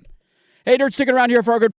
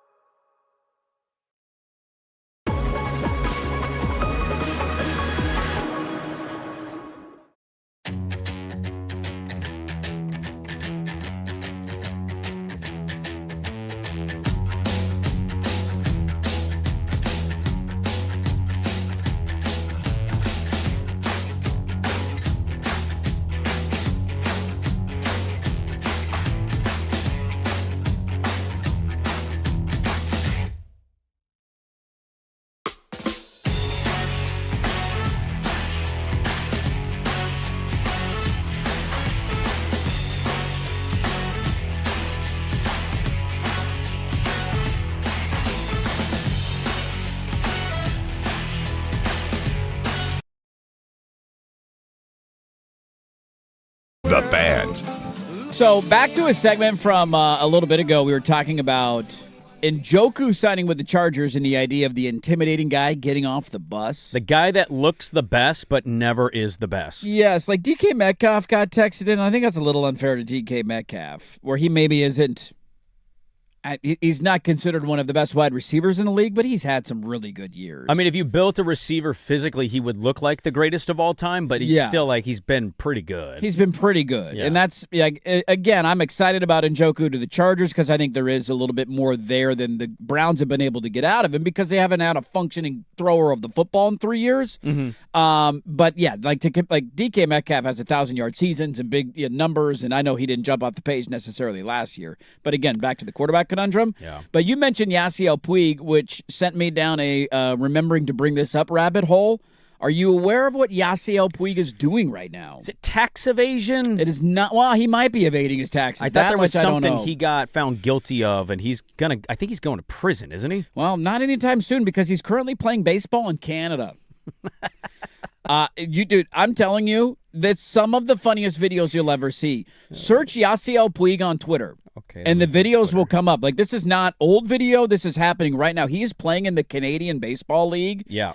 I don't know if he plays for Toronto or Kitchener, I believe is the name of the other city. Second homer of the day. Dude, I'm not kidding. It's like in a public park in Canada. He's playing. It looks like it's just like you're at. How much does he get paid? You can't make that much money. I can't imagine it's a lot. He also doesn't look like the Dodger Yasiel Puig. He's not quite the Adonis that he used to be. A little different there. He's gained a little. He's a little more portly than he was back in the day when taking the Sean Kemp route. Not quite Sean Kemp. Colin Cowherd said he was the future of Major League Baseball. Well, he also said LeBron is done at 33 years old. So. Let's see. You were right that he was found guilty of federal charges? Yeah, what was that? That wasn't very long ago. I read obstruction of justice, making false statements regarding his involvement in illegal sports gambling read. That's what it was. Yeah. That's what it was. He does face significant prison time. Yeah, like people think he's going to go to prison. Sentencing is May 26th, so he's just out playing in Canada. Park until he gets locked up. He hit 2 dingers yesterday. No big deal. We're going to have the longest yard Yasiel Puig edition? Should. I saw some of these go viral over the weekend from different baseball accounts that I followed. I'm like, oh my God.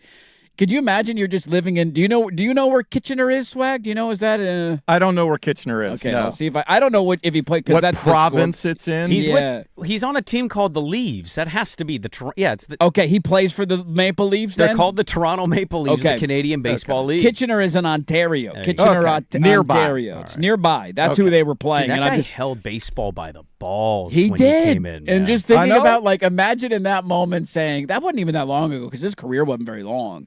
I think he was only in the big leagues for like 5, he went 6 in years. long. I want to say like 5. Was he ended there in COVID? No, it was before COVID. It was definitely before COVID. It was before COVID. I'm going to see if I can find He his didn't get a last- World Series ring. I didn't think so, no. So His- it was, 7-8 years ago? He was traded in 2019, right before they won that COVID title.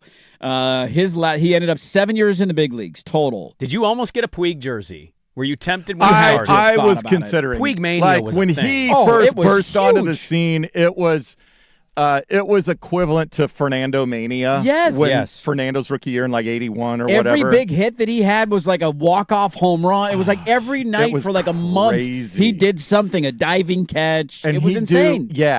and then he'd do amazing stuff in the outfield, and then he'd do Manny Ramirez stuff in the outfield where he'd Yes. like throw to the other outfielder on the cutoff or something weird. I just remember him and Bumgarner having some good battles. Like, Oh, those yeah. are some great memories Yep. back in the day. So, yeah, he played 7 years in the big. Just imagine in that, like, 2014 phase. He, in 2014, when he came up in 2013, he had 319, 19 home runs, and 42 RBIs in 100 games. Mm-hmm. So you extrapolate that out. Like, think about what his numbers would have been. He was second in Rookie of the Year voting. He was an all-star the next year. Like, imagine at that moment saying, that was in 2014, so 12 years from now, this guy's going to be playing for the Toronto Maple Leafs. I'd be like, oh, he's playing hockey. And you go, what? no, it's park baseball in Canada. He knows how to use ice skates, He huh? makes $35 a game. I would totally be there, though. If I lived in Kitchener or Toronto and you're like, you got a chance to go, it looks like this is just a public park. What is People are that salary? Let me see. It looks like Delta Park he's playing It at. absolutely does. Let's see how much does a Canadian baseball player make. There's no way that league, he's making like 6 figures. They're paying him in loonies and toonies, right? Gets a bag of coins.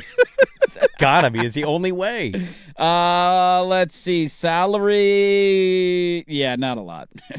How much? Maximum salary of $4,000 a month, it looks like. Is that right? Salary structure.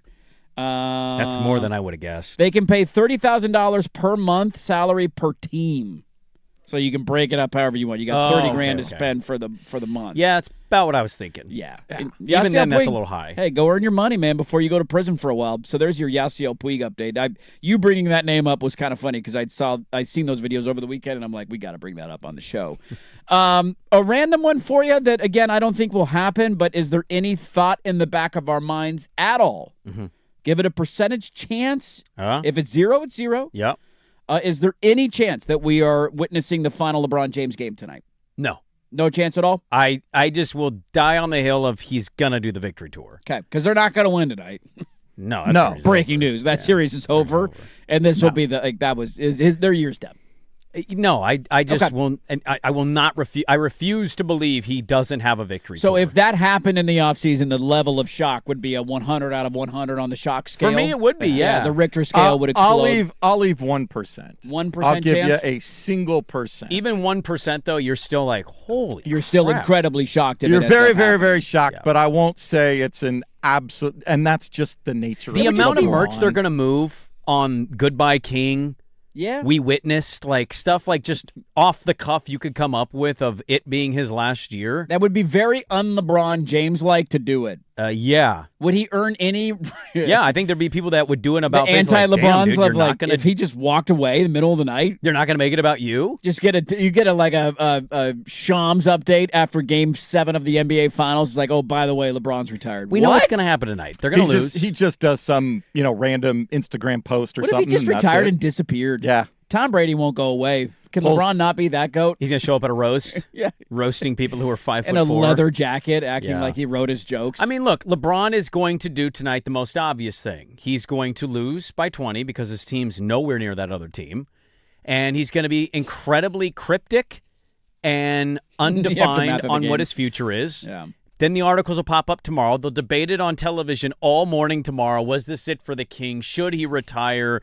Do you go out like this? Do you try to go out on a title? Will the Lakers bring him back? That'll be half of the programming Does tomorrow. his new team have to take Bronny? Yep. Is Bronny a part of the deal?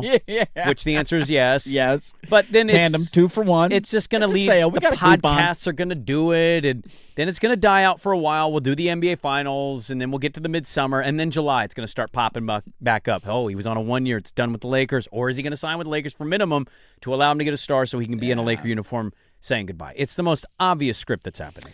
I tend to agree with you. Just a thought I had. I looked at the slate for tonight. I'm like, the Lakers are going to lose. Oh, is there any 41? Like, it's just weird. That would be a very weird way for him to go out unceremoniously. Because you think of a lot of guys in like Kobe's last game. I will never forget watching him going for 80. So last one for the Lakers tonight because they will get swept. We got some NBA stuff to get back into in the final hour of the show. I'm going to put the poll question of the day up, and that is on a departure from the Blazers organization. So we get to that. It's a loaded final hour on a Monday. Don't go anywhere. Dirt and Sprague, 105.1 FM The Fan. Big hits, big bets, big plays. Today I'm laying the big wood. This is the Layin' Wood Report, brought to you by Mr. Plywood, serving Portland for over 50 years. Sixers can't score on one end. Here come the Knicks on the other. Alvarado, deep corner three. Good. There's number 24 on a really tough angle, deep three for the Knicks. There is the Knicks who took care of Philly yesterday. That's Mark Kestisher of ESPN Radio. Did you see what Josh Hart said after the game? I did not. I thought Philly was a sports town. I think I need to rethink that because the Knicks fans took the building over in both games, to be fair, not just game 4. Philadelphia basketball has a weird thing going. They're like giving away playoff tickets every year. We're going back to the conversation we had before the series. I don't think people in Philly care that much about the Sixers. It's a huge Eagles town. It's a huge Phillies town. It's a big-time hockey town. I just think the Sixers have been fourth fiddle for a long time, and until they win at a high level, that will remain the case. The Knicks are laying wood to the Sixers, sweeping them out of the playoffs. Brought to you by Mr. Plywood, serving Portland for over 60 years. Delivery, custom cutting, and special orders. Visit them at Southeast Stark Street or online at mrplywoodinc.com. The Firm.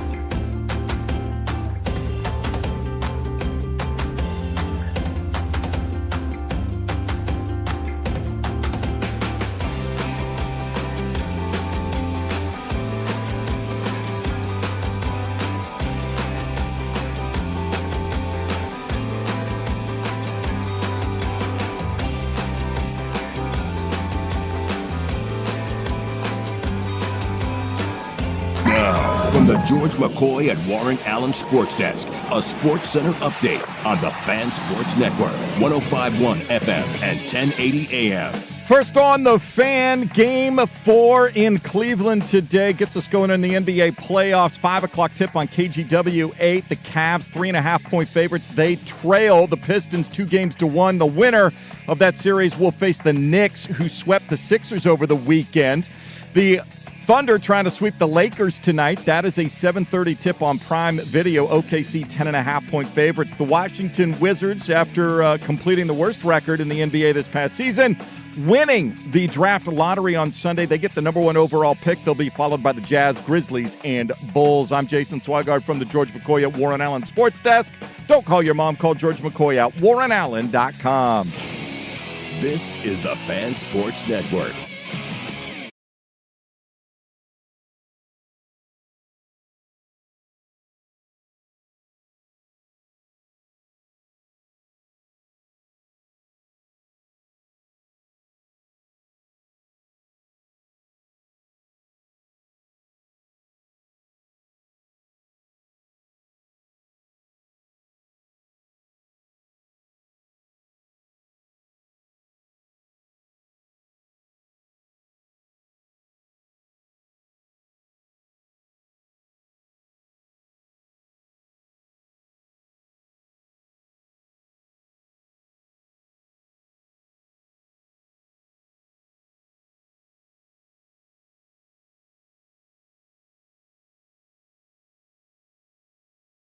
This final hour during Sprague here, Portland Sports Leader, 105.1 FM, The Fan, 1080 AM, the Odyssey app, live on YouTube. Good morning, everybody. Hope your weekends are great. Happy Mother's Day to all the moms out there. Hopefully you were celebrated yesterday, as you should be. We love the mommies. Love the mommies around here. Got a lot to get to here in the final hour of the show. We do have the Duds series tonight in the NBA. But just wrap it up. I'd rather wrap it up. Yeah, actually, I just don't let Cleveland win another game. Just get it over with. Go to 3-1. Like, if once you're to 2-2, now I might have to watch. Now I might have to follow. I just get it over with. Win tonight, Cleveland, Detroit. Go up 3-1, and then that thing's done. And we all know the Thunder are going to win tonight. Lots to get to. We'll start with the Blazers here in a moment in this hour of radio. Yeah. But I did want to pass it on. What we got going? It can now be reported and confirmed. Our sources have confirmed and corroborated the evidence that the afternoon round of the Fan Golf Classic, I'm going to go ahead and take credit for this. Yeah. Since you just did the read an hour ago. Sure. Or 2 hours ago it would have been. That put us over the hump. The afternoon round is sold out. All right. Let's go! Usually the way it works, the afternoon one usually goes first, so remember that for next year. And there are less than 15 foursomes available in the morning round. We have the numbers up to less than 15. Better get on it. 1051thefan.com. June 23rd, come hang out with us out at Langdon Farms Golf Club. So that's very exciting news. Can't wait to be out there again. And the afternoon round officially, finally, sold out, baby, as we do every year. So go scoop up those morning rounds. Lots to get to again in the final hour of the show. I'm going to start with your neighborhood restaurant group. Poll question of the day on X every day, and dinner tonight at one of their 5 locations: Sandy O's, Big's Chicken, Reverend's Barbecue, 808 Hawaiian, and Laurelhurst Market Steakhouse. I had a hard time finding a way to phrase this. I know. I was thinking about it earlier. I didn't post it. I'm like, how do you say it? So you could go down the Young Hansen Road. I didn't want to do that because I felt like that. I kind of know how the fan base feels on that one. At least how you should feel. I asked the question, how big of a loss is Mike Schmitz leaving to go be the GM of the Mavs for the Blazers? You have 3 options. I think most people will take the middle road out. I think that's going to be the overwhelming I didn't want to not answer. Leave the middle road, though, because everybody would be like, well, it's not either or. Everybody's going to yell at me and hate me, so here we go. Your options are huge. He was elite. Mm-hmm. Meh, they'll be fine. Or none. They're better off without him. I mean, it's hard to look at the draft picks and not make the argument none better without him. Yeah. If we find out that truly he was the mastermind wizard that told Joe Cronin to make the trade to get Denny Avdia, it was his idea, and then we also find out that he got in the room and he goes, don't take that deal with Phoenix yet. Get Toumani Camara or bail on the deal. If that comes out, I'll change the answer. Yeah, by all means, because then you were a huge integral part in getting a key piece. He's your assistant general manager. It's nice to have somebody from a tree move on to another job. Yeah. But his good draft relationships history, with another NBA team, sure. too. His draft history is not good. So I might actually vote none. Yeah, I have. It's just weird. Get worse than a Young Hansen pick. You go back to. It's just to your point, like we don't know who's calling the shots in terms of the ultimate roster decisions, which is kind of a weird spot to be in. Because in most cases, I don't know, maybe this exists in other teams and I just don't follow it closely enough, where you're like, who gets the credit for that draft pick? Is it the GM or the assistant GM? But we don't do that in any other team in That's sports. what I'm saying. Like, I don't know of any other team that we do that for. Like, there's some that are unique where there's and we talked about this earlier, where you have guys who are technically like the president of basketball operations. Yes. And then having a general manager. Those are two different things. If that was Joe and Mike, I'd say, all right, well, then this is maybe going to be a huge deal. He's not the president of basketball. Maybe he is, but he's also the general manager. Joe Cronin is, and so your general manager is still here. It was unique to see the reaction to it. And you see a lot of the extremes on both sides of, it being the best thing or the worst thing, or, the Blazers are screwed now without him. And I kind of roll my eyes at a lot of that stuff. I certainly think he seemed like a good dude. We've had him on the show before, back prior to, I don't know if we ever had him on in his Blazer days. No, it was when he was doing still Draft at ESPN. Express. And he was great, dude. Like, he was fun to interview. He seems like a super nice guy. Everybody behind the scenes says he's a great guy, and they're all rooting for him. And so, we'll see how it works out in the long run in Dallas. But I did have, and maybe I'm putting too much credit on him. Maybe more blame should go towards Joe Cronin, because he certainly is still the general manager. But just the last pick that collection of guys made as a GM and assistant GM, being a player who seems to be 3 years away from playing meaningful minutes in the NBA, left me with a taste in my mouth on Friday of like, yeah, good riddance, dude. Well, that was the last pick we got. See you later, buddy. To say whose idea it was, I mean, Joe's going to take the bullet because he's the face-fronting version of it. As he did with the two-way players not traveling, whether that was true or not, like that's what you got to do in these calls. Who got fined in the Young stuff? Right. Who got in trouble? It was Mike Schmitz, not Joe Cronin. And Sergi. So he's still here. Yeah. So one of those guys is still around, and maybe he also has a big hand in all this. I don't know. The funny thing to me is going to be, whether you're meh, huge, or none, vote at Dirt and Sprague now. The funny thing's going to be when he goes to Dallas, and Dallas taking a step next year of being a play-in team, and he's going to suddenly get credit when they have Kyrie Irving coming back and Cooper freaking Flagg. Having Cooper Flagg to build around makes that a very desirable job. It makes it an easy build. Masai talked about that, too. He was like, it was going to take something unique to get me to come jump at an opportunity. Yeah. And when I look around the NBA, you have Wemby, you have, SGA, you have these young pieces that you feel like you could build around for a decade to come. Sure. They have that in Dallas. You largely only get fired out of that job by bothering Masai or continually being the second-round team for like 3 straight years with Cooper Flagg, who can't get over the hump. Other than that, that's a cush situation. You just need to add the right little pieces along the way while just saying, hey, Kyrie Irving, really stinking good with the basketball. Cooper Flagg, really stinking good with the basketball. Yep. One other name, by the way, we'll get to on that angle. There's a note out of the NBA that I'm curious of this weekend to talk a little bit about. I can't remember if this happened on Friday. The timeline of when these things get reported, it's all unique, if we talked about it or not. Yep. Did we talk about Ben Sullivan interviewing for the job for the Blazers head coaching position? I remember we talked about Steve Hetzel. He was the guy who won the G League title in Portland, and I think Jared it was and Jared Dudley. We talked about those two.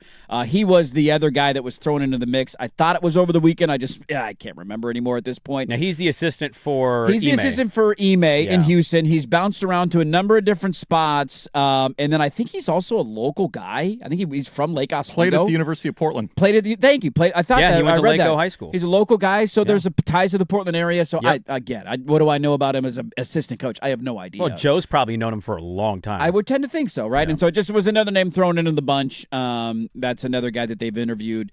Be really curious to see how long that takes them. Like, what's your timeline in your guys' head of when we find out who the next coach of the Blazers is? Well, are we going like a month from now? Are we getting close to the draft? Do you think the draft? Something's tied up in the next week or two? I would hope before the draft. I would tend to think that, we don't have a first-round pick, but you'd like to say on a second-round pick. Operate them if you're going to try to buy your way into the second round, because Cronin was talking about getting into the draft a little bit at his press conference. I'd imagine you want to coach around for that. Right. So Ben Sullivan, Dan Sullivan, Rob Sullivan. Who knows, man? Make a good roster, and I think Ben will be okay.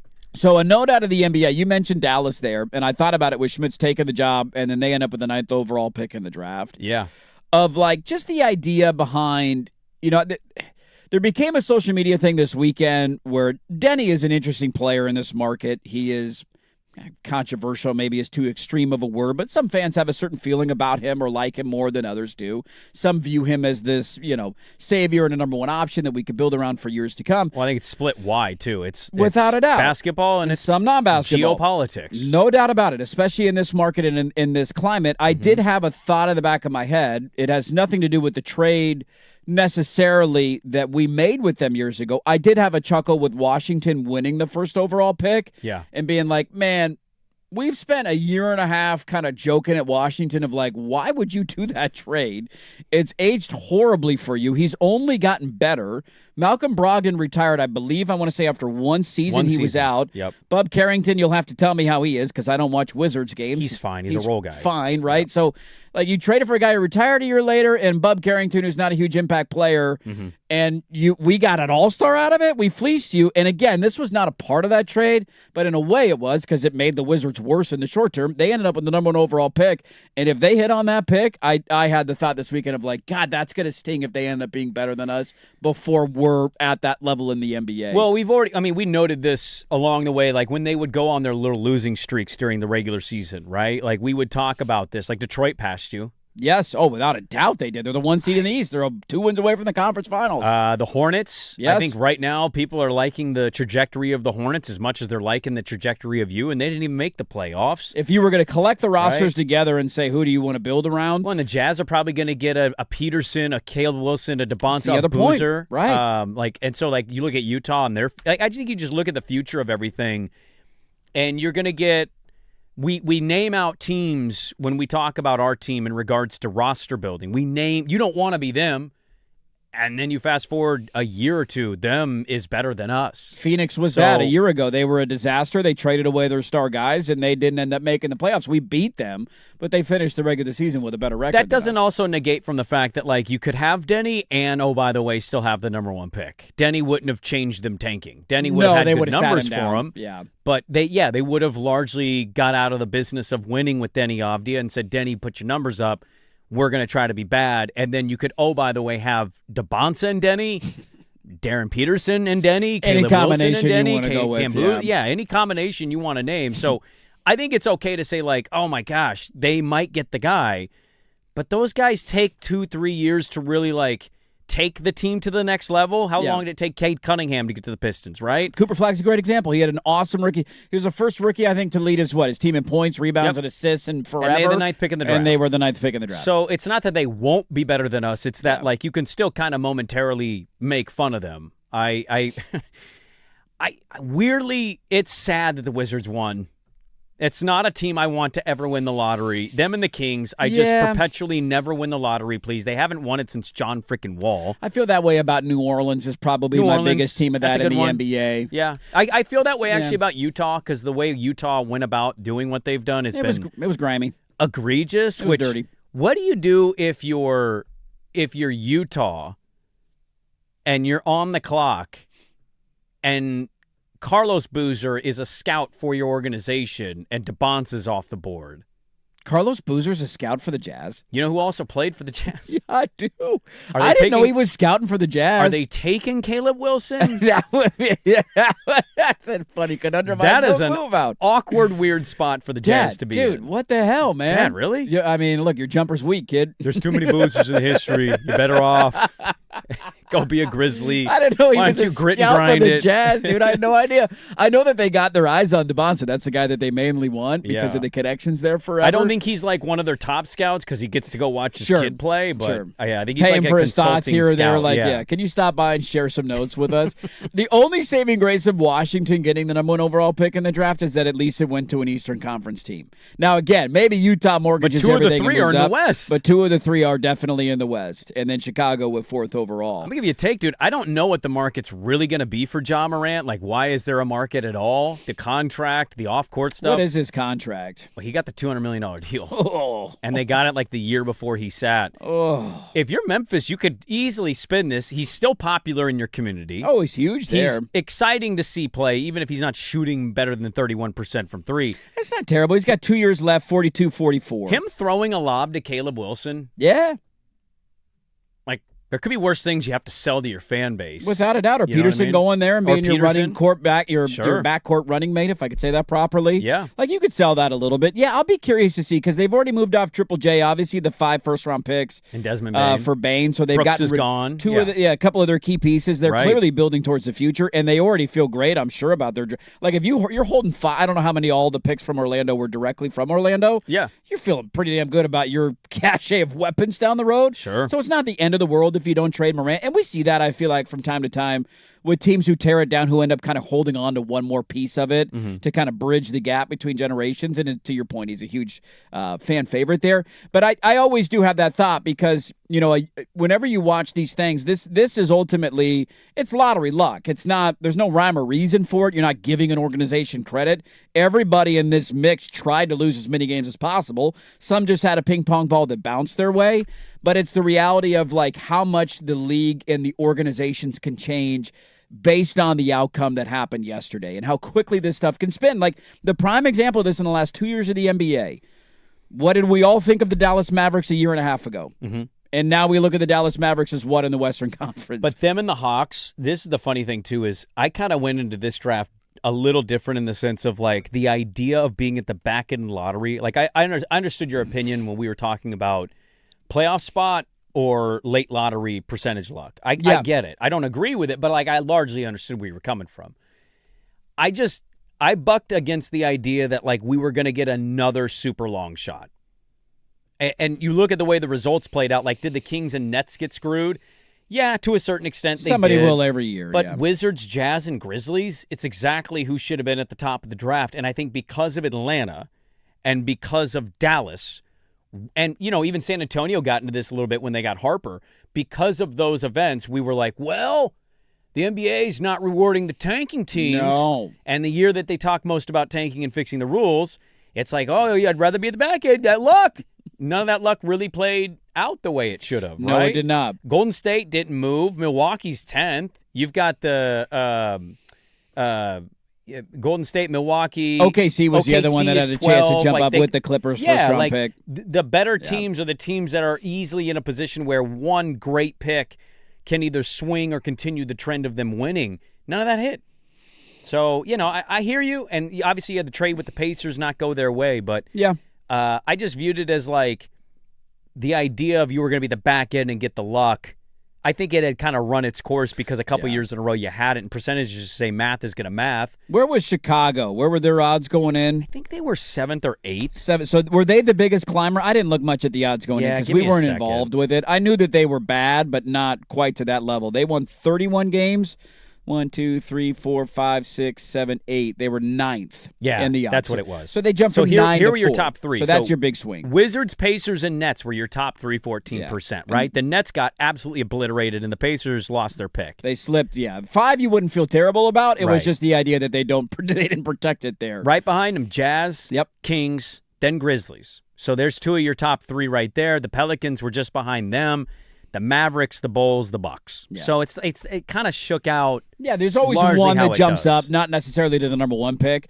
So that would have been the idea of could you got to the point where you get into a top 5 or 6 situation. Chicago doing it is unique because they've been desperate to get out of purgatory for a long time. Maybe they land somebody at 4. Well, they've had talent. They've just chosen to not keep it and then pivot to other people who don't make any sense. They've done the epitome of both feet in each pool, where you're losing, but you're not trying to lose hard enough. Yeah. And you're winning, but you're not trying to win hard enough. It's been the weird, like, what are you doing? Well, they're literally happy being 41 and 41 and being in the play-in. Tear it down to the studs or go trade all of your assets to go all in and get another piece. It doesn't really make a lot of sense. I know. Whose stock are we buying most in the aftermath of it? Is it Washington? What do they do now with Anthony Davis and Trae Young? Davis doesn't seem like he wants to play a second. Does not seem like he wants to. Is it Utah, who's got Jaren Jackson Jr.? Markkanen's already a good player. Ace Bailey. Did Ace Bailey do anything this year? He was He had some moments, but largely they might throw him in if they want to move up to number 1. But you got the number 2 over. Is it Memphis with all of their future assets that they got from the Bain and Jackson trade? Right. Now with third, who are we buying stock in out of the lottery outcome? Because one of these teams is going to hit it. You know that they will. I'm a huge believer in DeBonsa. Kevin Garnett floor is what I'm being told. That's Caleb Wilson. Okay, thank you. Yeah, Jay Williams on ESPN said the bar for Caleb Wilson is Kevin Garnett. The ceiling is Giannis. And I'm like, wow. And I also heard that and got a little offended for KG via KG. You think Kevin Garnett better than Giannis? I don't know if he's better, but like the insinuation there. I think you can make an argument easily. I'm not mad at you. He's a more well-rounded player. He was they're both freaks. Who's better, Giannis or KG, Swag? Who would you take there? KG could shoot, man. I know, he had a post game. I think the thought about Giannis that scares me is how does his game age? Do you think it ages like KG's, where he's mostly just defense and not really your offensive juggernaut? He's giving you 12? Yeah. That's how I think he's going to age. Because he won't have the explosiveness the same way. Yeah. I mean, KG did it for a long time. If you started a franchise, tough thing is Giannis' first couple years, he was almost. My concern about Giannis now going forward is he going to continue to break down on a regular basis? And it also depends on the makeup of my team. But they're at their peaks. Who are you taking? I think I'm taking KG. I think I'm taking Garnett. I think I'm going KG. Yeah, I think that'd probably be the popular vote, to be honest with you.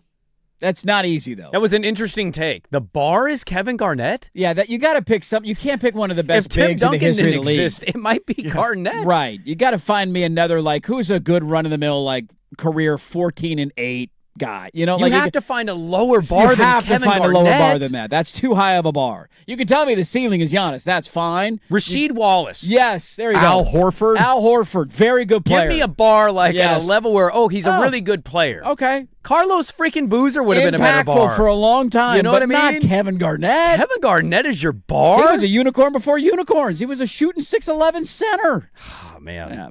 I'm gonna ask the poll question, which player at their peak was better, Kevin Garnett or Giannis? I like that. Throw that one out there. The poll question of the day is up as well. I'm Mike Schmidt. Some NBA musings out of the weekend. The lottery transpired. For some reason, the NBA put it on Mother's Day at noon. Good luck with that. Back after this, 105.1 FM, The Fan. Portland, 5 southbound from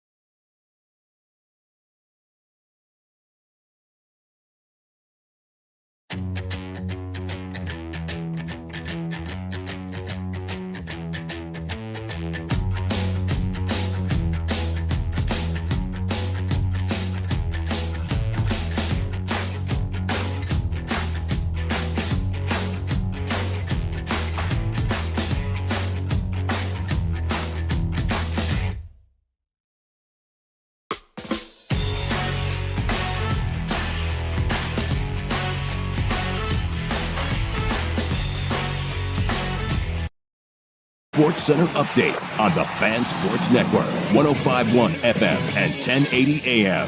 The Fupdate is brought to you by Big's Chicken. Try their smoked and fried wings tossed for the perfect dry rub, served with a trio of killer sauces. Menus at bigschicken.com. First on the Fan, for the second straight season, the Oregon softball team is hosting an NCAA regional. Hey, look at us. They are the number 14 overall seed, coming to Eugene. Yes. West Coast Conference champion St. Mary's, SEC at-large team Mississippi State, and the Ducks will open with the Big Sky champion Idaho State Bengals Friday night at 7.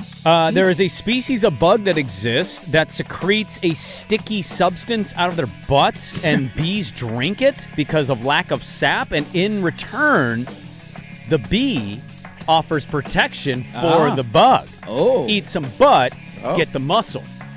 Okay. Hold on. I'm just telling you what's happening in the animal kingdom. Eat your own butt. Exactly. That's how you do it. Okay. That happened while you were out.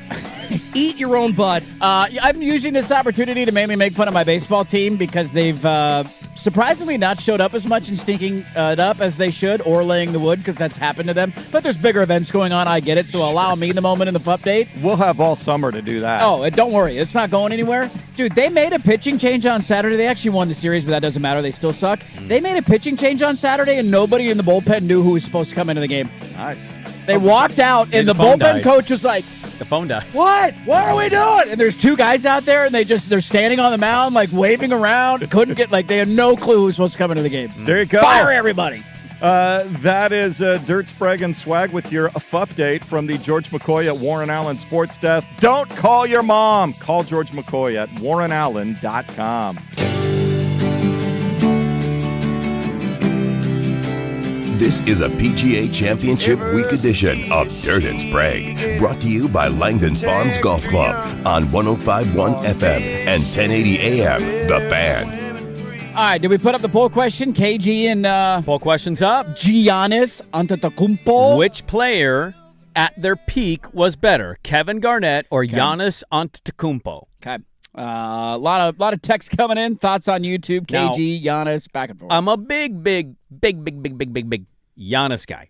I love his story. I got the book. Might be a Blazer this offseason. I'd be ecstatic if he was a Blazer because I'm one of those, it's cool to see certain players in your uniform. I was this way about Scotty, and that panned out pretty well. It did. I got to be honest. I know people were frustrated. I kind of felt that way about Melo with the 0-0. I was like, this is kind of cool. Very Portland of me to say. I'm just going to let that one fly. Exactly. I'll let that one Let it go. Water under the bridge. We shot it out there. Can't hurt now me anymore. You got the take. Exactly. If you're pressing me to pick at their peak, it's Kevin Garnett.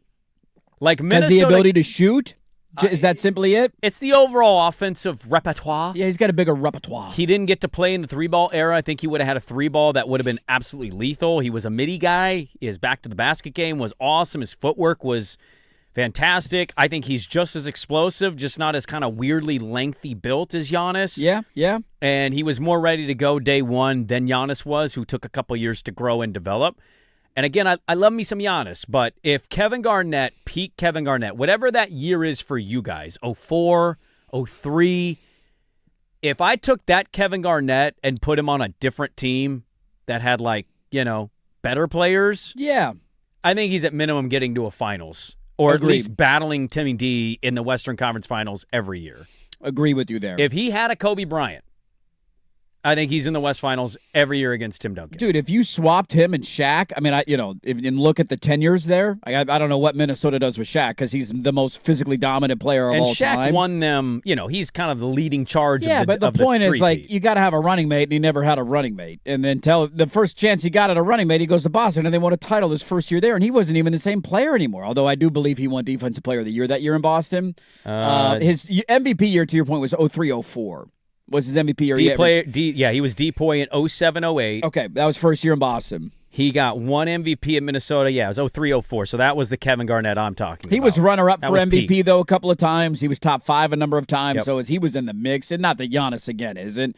It's such a tough – it's just a hilarious take. It's one of my favorite things about draft season that and maybe I wasn't paying it close enough attention. I don't feel like we did this as much in the NFL. Am I wrong on that this year? He was averaging 24, 14, and 5 it's in insane. his MVP season. It's insane. Did we do this in the NFL draft where it was like, this guy's his comps, Mendoza. Joe Montana. Maybe I just wasn't listening Mel that Kiper closely. does this every year. See, and I don't watch the Mel Kiper one because I can't stand Mel Kiper. Is Jay Williams basically the Mel Kiper version? I'd argue he is. Yeah, Get out there, give the hottest take you can, dude. What's the bar? The bar minimum, we're talking Josh Allen.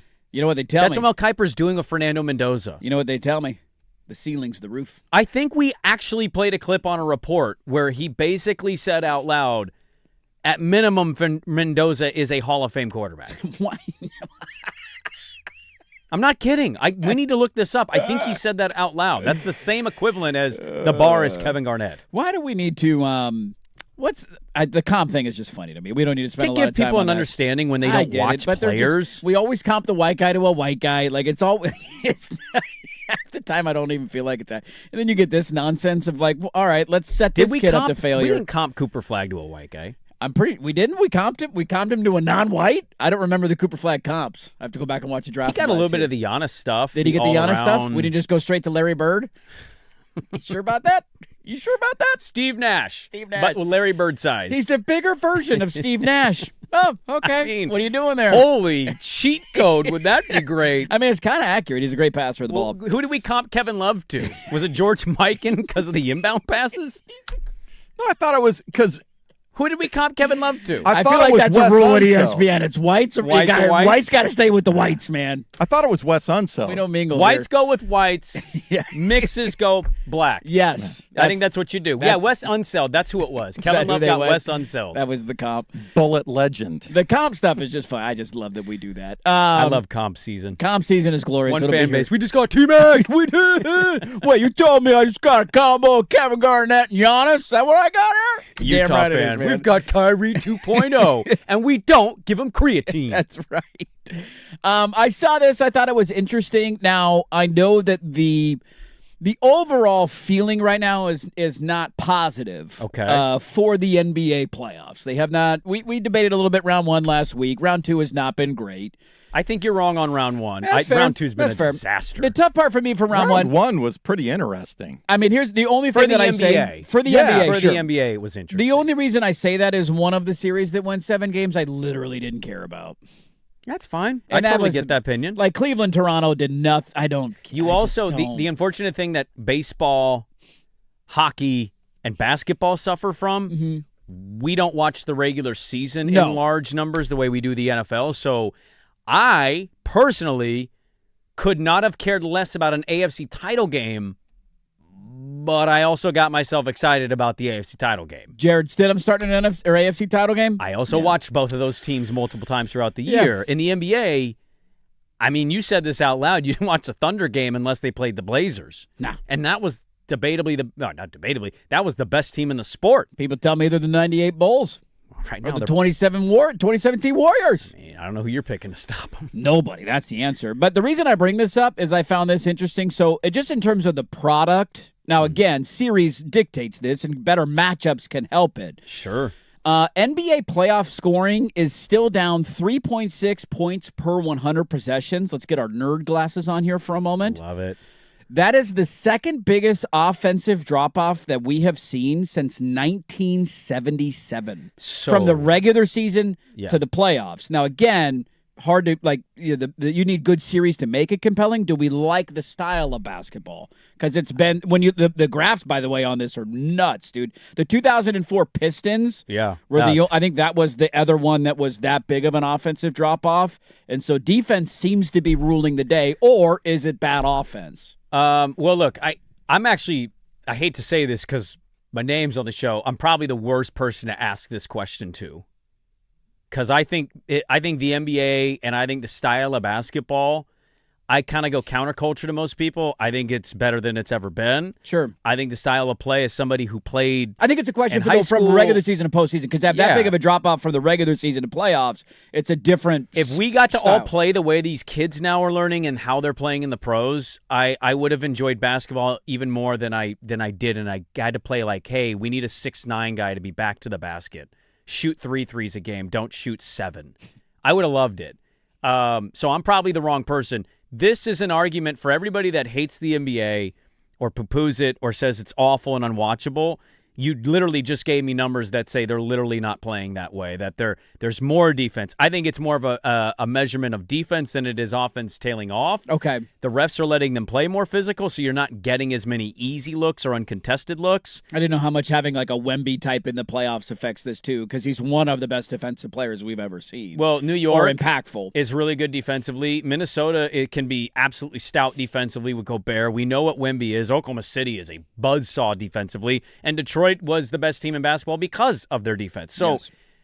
I think it's no shocking development their offense are dropping because you're seeing the best defensive teams and teams that can really hit you with athleticism and switchability thriving at the top of the sport right now. So I think it's great, but I don't speak, I think, for the every sports fan who doesn't really care that much about regular season basketball. Swag, yeah or nay? We like it?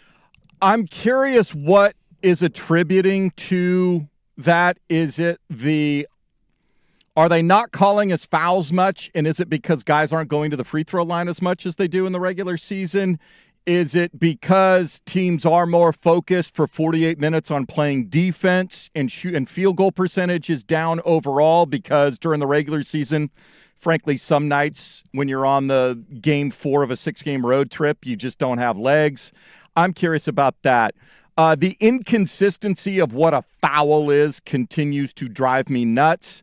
If the NBA truly wants to clean stuff up, the one place they can start is to call moving screens. 80% of screens that are set are moving. And it's ugly because you're going to have to foul guys out to do it, to get guys to switch. Even in the playoffs, you're upset with the officiating? Yes. I feel like moving screens are dictated based on who's setting the screen. Exactly. Like Carter Bryant had one in the game yesterday that I'm like, if that's Wemby, they're not calling that. Exactly. But it's a rookie Carter Bryant. And he's like, what? And if everything is geared towards the offense to begin with and the physicality ratchets up in the playoffs, they have to be consistent calling that. So that drives me nuts. Okay, but if it's offensive geared, but the numbers are down on offense, what are you attributing that to? I think they're not calling as many fouls. I think there's not as. But hasn't that league always we always say that playoff basketball is officiated now, differently. this is the fifth year in a row that we have seen a decrease from the regular season to playoffs, which I don't think is surprising. I don't think that's surprising. The only thing that makes it unique is that they've tracked this all the way back to 1977. Yeah. Hey, shout out to us. Yep. The only year that is comparable to this in terms of this level of a drop off is 2004 when the Pistons won the title, and that's one of the least watched. The 05 one is. Yeah. So I don't know if that meant 04 to 05. I don't know, but it says 2004 Pistons. If it was the Pistons series, that's the least watched NBA Finals in league history. If it's the Laker one, it's okay, but they were largely defensive based. We're talking finals that were 82 to 76. I just think you're in not the seeing playoffs, 63s in games. Yeah. No. You did in the regular season multiple times. You saw that. I mean, the Knicks lit it up a little bit yesterday. Yeah. We certainly had that in our elimination game. Like, you get the 1-2-3 Cancun game a little bit, but it does seem like the scoring is down. Mathematically, it tells you that the numbers tell you it is down. I just thought it was interesting it's always a different style from regular season to playoffs, but to put that into perspective, there are years recently, I mean, the Showtime Lakers were the biggest swing the other direction. In the years that they were winning titles, the numbers were bigger in the playoffs from the regular season, which is ironic considering the era in which they played it and what we say about 1980s basketball. Yeah. But this is the second biggest drop-off since 1977 in terms of points per possession. I think it's a compliment to the defense, personally. Yeah, I do too. Defense reigns supreme. It matters. You got to have guys that can guard multiple positions. And again, if you want to throw Cleveland in it, you kind of can because they also apply to this. All these teams remaining, even the ones that are going to get eliminated tonight and tomorrow, they're loaded with switchability and smart defensive players. Minnesota's probably going to lose to the Spurs. Dude, they're juggernauts on defense. They're very good defensively. They're tough. I know. Well, let's get you set for your night in sports. LeBron playing his last game of the year because the Lakers will get swept. Any hope in the other series? And we'll take a stroll around what else is happening in the world of sports. We'll do it next. Wrap it up on The Fan. The Fan's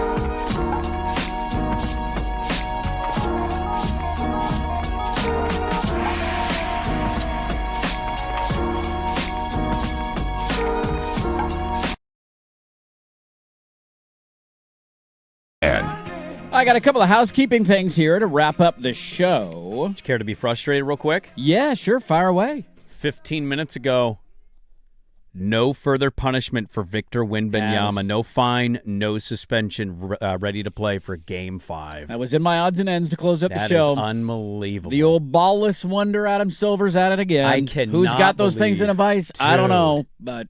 Unbelievable. He's not going to punish him. He doesn't have a spine. I'm a big Wemby guy. That's one of the more intentional actions we've seen a basketball player make. It's incredibly dirty. He looked What right happens at to him. Draymond if Draymond does that? If Draymond Green does that, we would He's not out 2 stop playoff talking games. about. Yes. He gets a firm talking to by the refs, though. I just don't do it again, Draymond. Look, I get that part of it is they just have things that I want. And if Victor Wembanyama was a Blazer, I would be over the moon, and I would own a Victor Wembanyama jersey, and I'd wear my France underwear every day I came into work. I'd be the guy getting the championship tattoo and then waiting to fill in the blank of the year or be willing to do the year. You and I would Lady and the Tramp a baguette every day at the 9:30 segment of the show, okay? All that being said, this guy has grown exponentially on my do not like list, and that took it to another level last night because that was a dirty-ass play. He should be suspended for Game 5. Some of the stuff that he did against the Blazers, landing on guys, and then you want your coach to turn around in the aftermath of the game and act like, well, he's got to learn how to fight back and protect himself. Well, how about guys protecting themselves against your 7'7" ass falling on top of them, huh? How about that? Yeah, no further suspension for Victor Wembanyama. Not a surprise there. We did have, out of the weekend, I know you kind of briefly touched on it. Yeah. In the very opening of the show, Bobby Cox passed away. I know. I didn't get to it. My Bravos had a great series win. win. Him and Ted Turner going the same week kind of like seemed weirdly right. If I'm a Braves legend, are you worried right now? They going in threes? They go in threes. Is it a Braves 3? I don't know, man. That was a tough one for me. Check up on your heroes. I realized, I don't know how I got to this, but like, of all the people giving the takes on the Jailblazer doc, I heard a lot of like, I don't understand why like Rashid's a favorite. And it's hard to put into words. Like I was a different age than some people who are older and more living through what was going on day to day.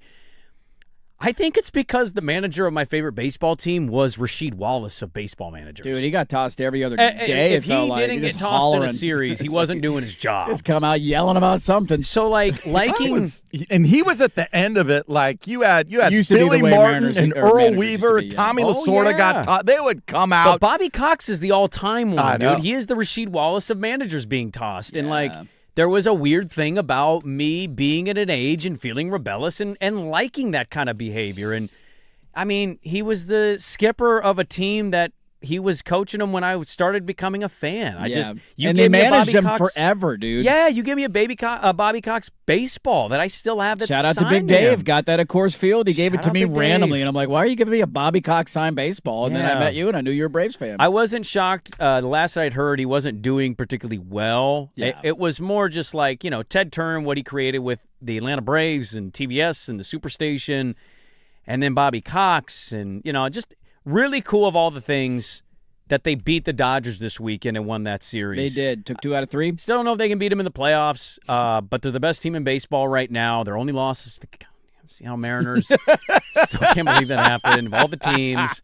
Did they lose to the White Sox this weekend? Did they lose their series? I didn't see if I they wasn't lost. watching. I knew they were playing the White Sox. I didn't see if somebody texted in and something about please don't talk about the Mariners today, so I didn't know if that was tongue-in-cheek or maybe they lost Sunday. Maybe they lost the series. If they beat my Bravos and then turn around and lost the series to the Sox. The White Sox have a better record than the Giants, so I'm not going to criticize them. I know, but to beat the Braves and then to lose to the White Sox is incredibly frustrating. But R.I.P. Bobby Cox, man, a big sports figure in my life. It's wild to think, how long was he the manager of the Braves for?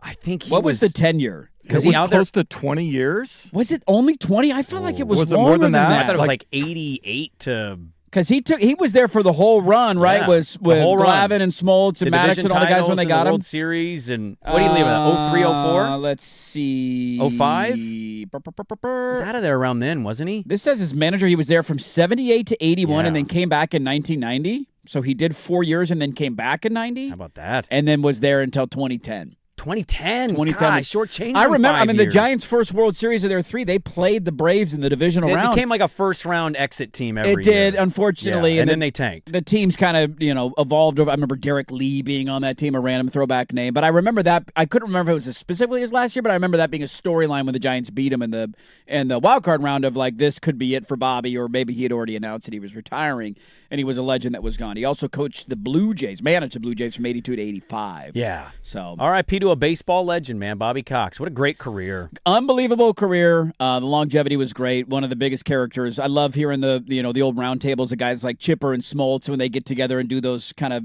behind the scenes stuff. And some of the stories they tell about Bobby and his ejections are just hilarious, man. Worth a watch. Kind of insane, like, you're a cheating Jim Lieritz away in 96 from repeating. Yes, would add 2. And you were a Game 7 away from Minnesota. Like, imagine him if he would have had 3 of them things. When they're pumping the fans on in the outfield. Yes. Or in behind home plate. That's the old conspiracy theory out of Minneapolis. They turn the fans on when Kirby Puckett's at plate, but when a Braves up there, we're going to turn those things in. It's going to blow the balls back in. That LeBron inside cramping. the old Metrodome, yeah. Oh, our AC doesn't work anymore. Sorry about that, guys. Oh, all of our guys had IVs at halftime. What a conundrum. So R.I.P. to Bobby Cox. A couple of Braves legends gone. I did want to give a quick shout out to a buddy of mine because something really cool happened to him over the weekend that I found out. Yep. He's been coaching for a long time in the basketball world. My buddy Jay Mercer got named the head coach at Forest Grove High School. How about that? Men's basketball. There we go. He applied for the job. It's been a big deal for him. He's been their assistant for like 8 years. He's been working the way up. Their coach retired, and so he got the head coaching job. Wanted to give him a shout out. Shout out Jay Mercer. Congratulations on getting the head coaching job at Forest Grove. But now I believe they're the Dragons. Is it the Forest Grove Dragons? Vikings. That's close. Yeah, one of my daughter's oldest friends is a stud soccer player. Okay, there, so. we'll play the Viking horn. We'll keep an eye on how they do next year. Excited about that. NBA tonight. Probably not going to watch much OKC LA, just be honest with you. What's the bigger build-up to tonight? Is it Giannis and the Bucks are finally now taking the calls and the trade is going to happen, or is it the games? It's the Giannis situation. It's a bigger deal. Shams put that out. It's official. He's open. Is he still lying, though, about the reporting? Is Giannis just going to come out and tell him that he's making this report up again? I think Giannis is just going to quietly sit there and say, yeah, go ahead. He's also going to get dealt wherever he wants to go because he's not going to sign an extension anywhere, and so he will have direct control over how this ends up because as much as the idea of the Kawhi Leonard situation is great, in Toronto, that was also a very unique circumstance, and I don't know if that team exists out there. What team mortgages the for a future 1 year Kawhi? rental? Like they're actually close and they're a Giannis away. That's the tough one. It's not Portland. It's not Portland. And he won't sign an extension here. Boston doesn't necessarily. They already won a title, so it's different. I could see him signing in Boston. Yeah, I mean, if you do the Brown deal, I could see that. Yeah. Cleveland, maybe. You think it's Cleveland? You're going to have to put a... I know. I wouldn't do it if I were them, but could you see them winning the East if they had Giannis and Donovan Mitchell next year? Like, that's a tough part. The East seems much more open than the West. Not that he couldn't go to a team like him and Luka Doncic in L.A., maybe toppling one of those top teams. But the OKC in the Western Conference isn't... Dude, it is so good. They are I know. 12 deep. So you'd have to stick in the Eastern Conference, and I think I've read that reporting, too, that he wants to stay in the East. He wants to stay in the East. So our dream is dead. Yeah. It's not going to happen. Dare to dream. Maybe we're the third team involved in a trade. Let's go get Kevin Durant and Anthony Davis. You give us Jaylen Brown, yeah, and we'll give you some stuff. Hey, I'll do that deal still. Me too. Yeah, that'll be the bigger storyline for sure. Do we get a 3-1 series lead in Cleveland-Detroit, or do we even it up tonight in Cleveland? I think we even it up. They're a 3.5-point favorite. I don't feel good about saying that. No, I'm not touching that series. Game. Is I'm weird. not doing it. And I think the Lakers series is over. Yeah, then Thunder Lakers in L.A. By the way, first game on NBC, second game on Prime, which makes it even easier to not watch. Stanley Cup playoff continues tonight. Only one game on the slate. It's the Avalanche and the Wild. Colorado's got a 2-1 series lead, looking for a 3-1 series lead in Minnesota tonight. So there you go. That will do it for us, folks. If you missed any of the show, go check the podcast, 1051thefan.com, at Dirt and Sprague, at 1051thefan. Thank you so much for being a part of our Monday. Hope you had a great Mother's Day weekend. We got a lot still to get to this week, and we will talk to you tomorrow at 6 a.m. The Firm, Harrison Meringue is next. You're listening to 1051 FM The Fan. Evans here to help beat the Bulls with One Sports.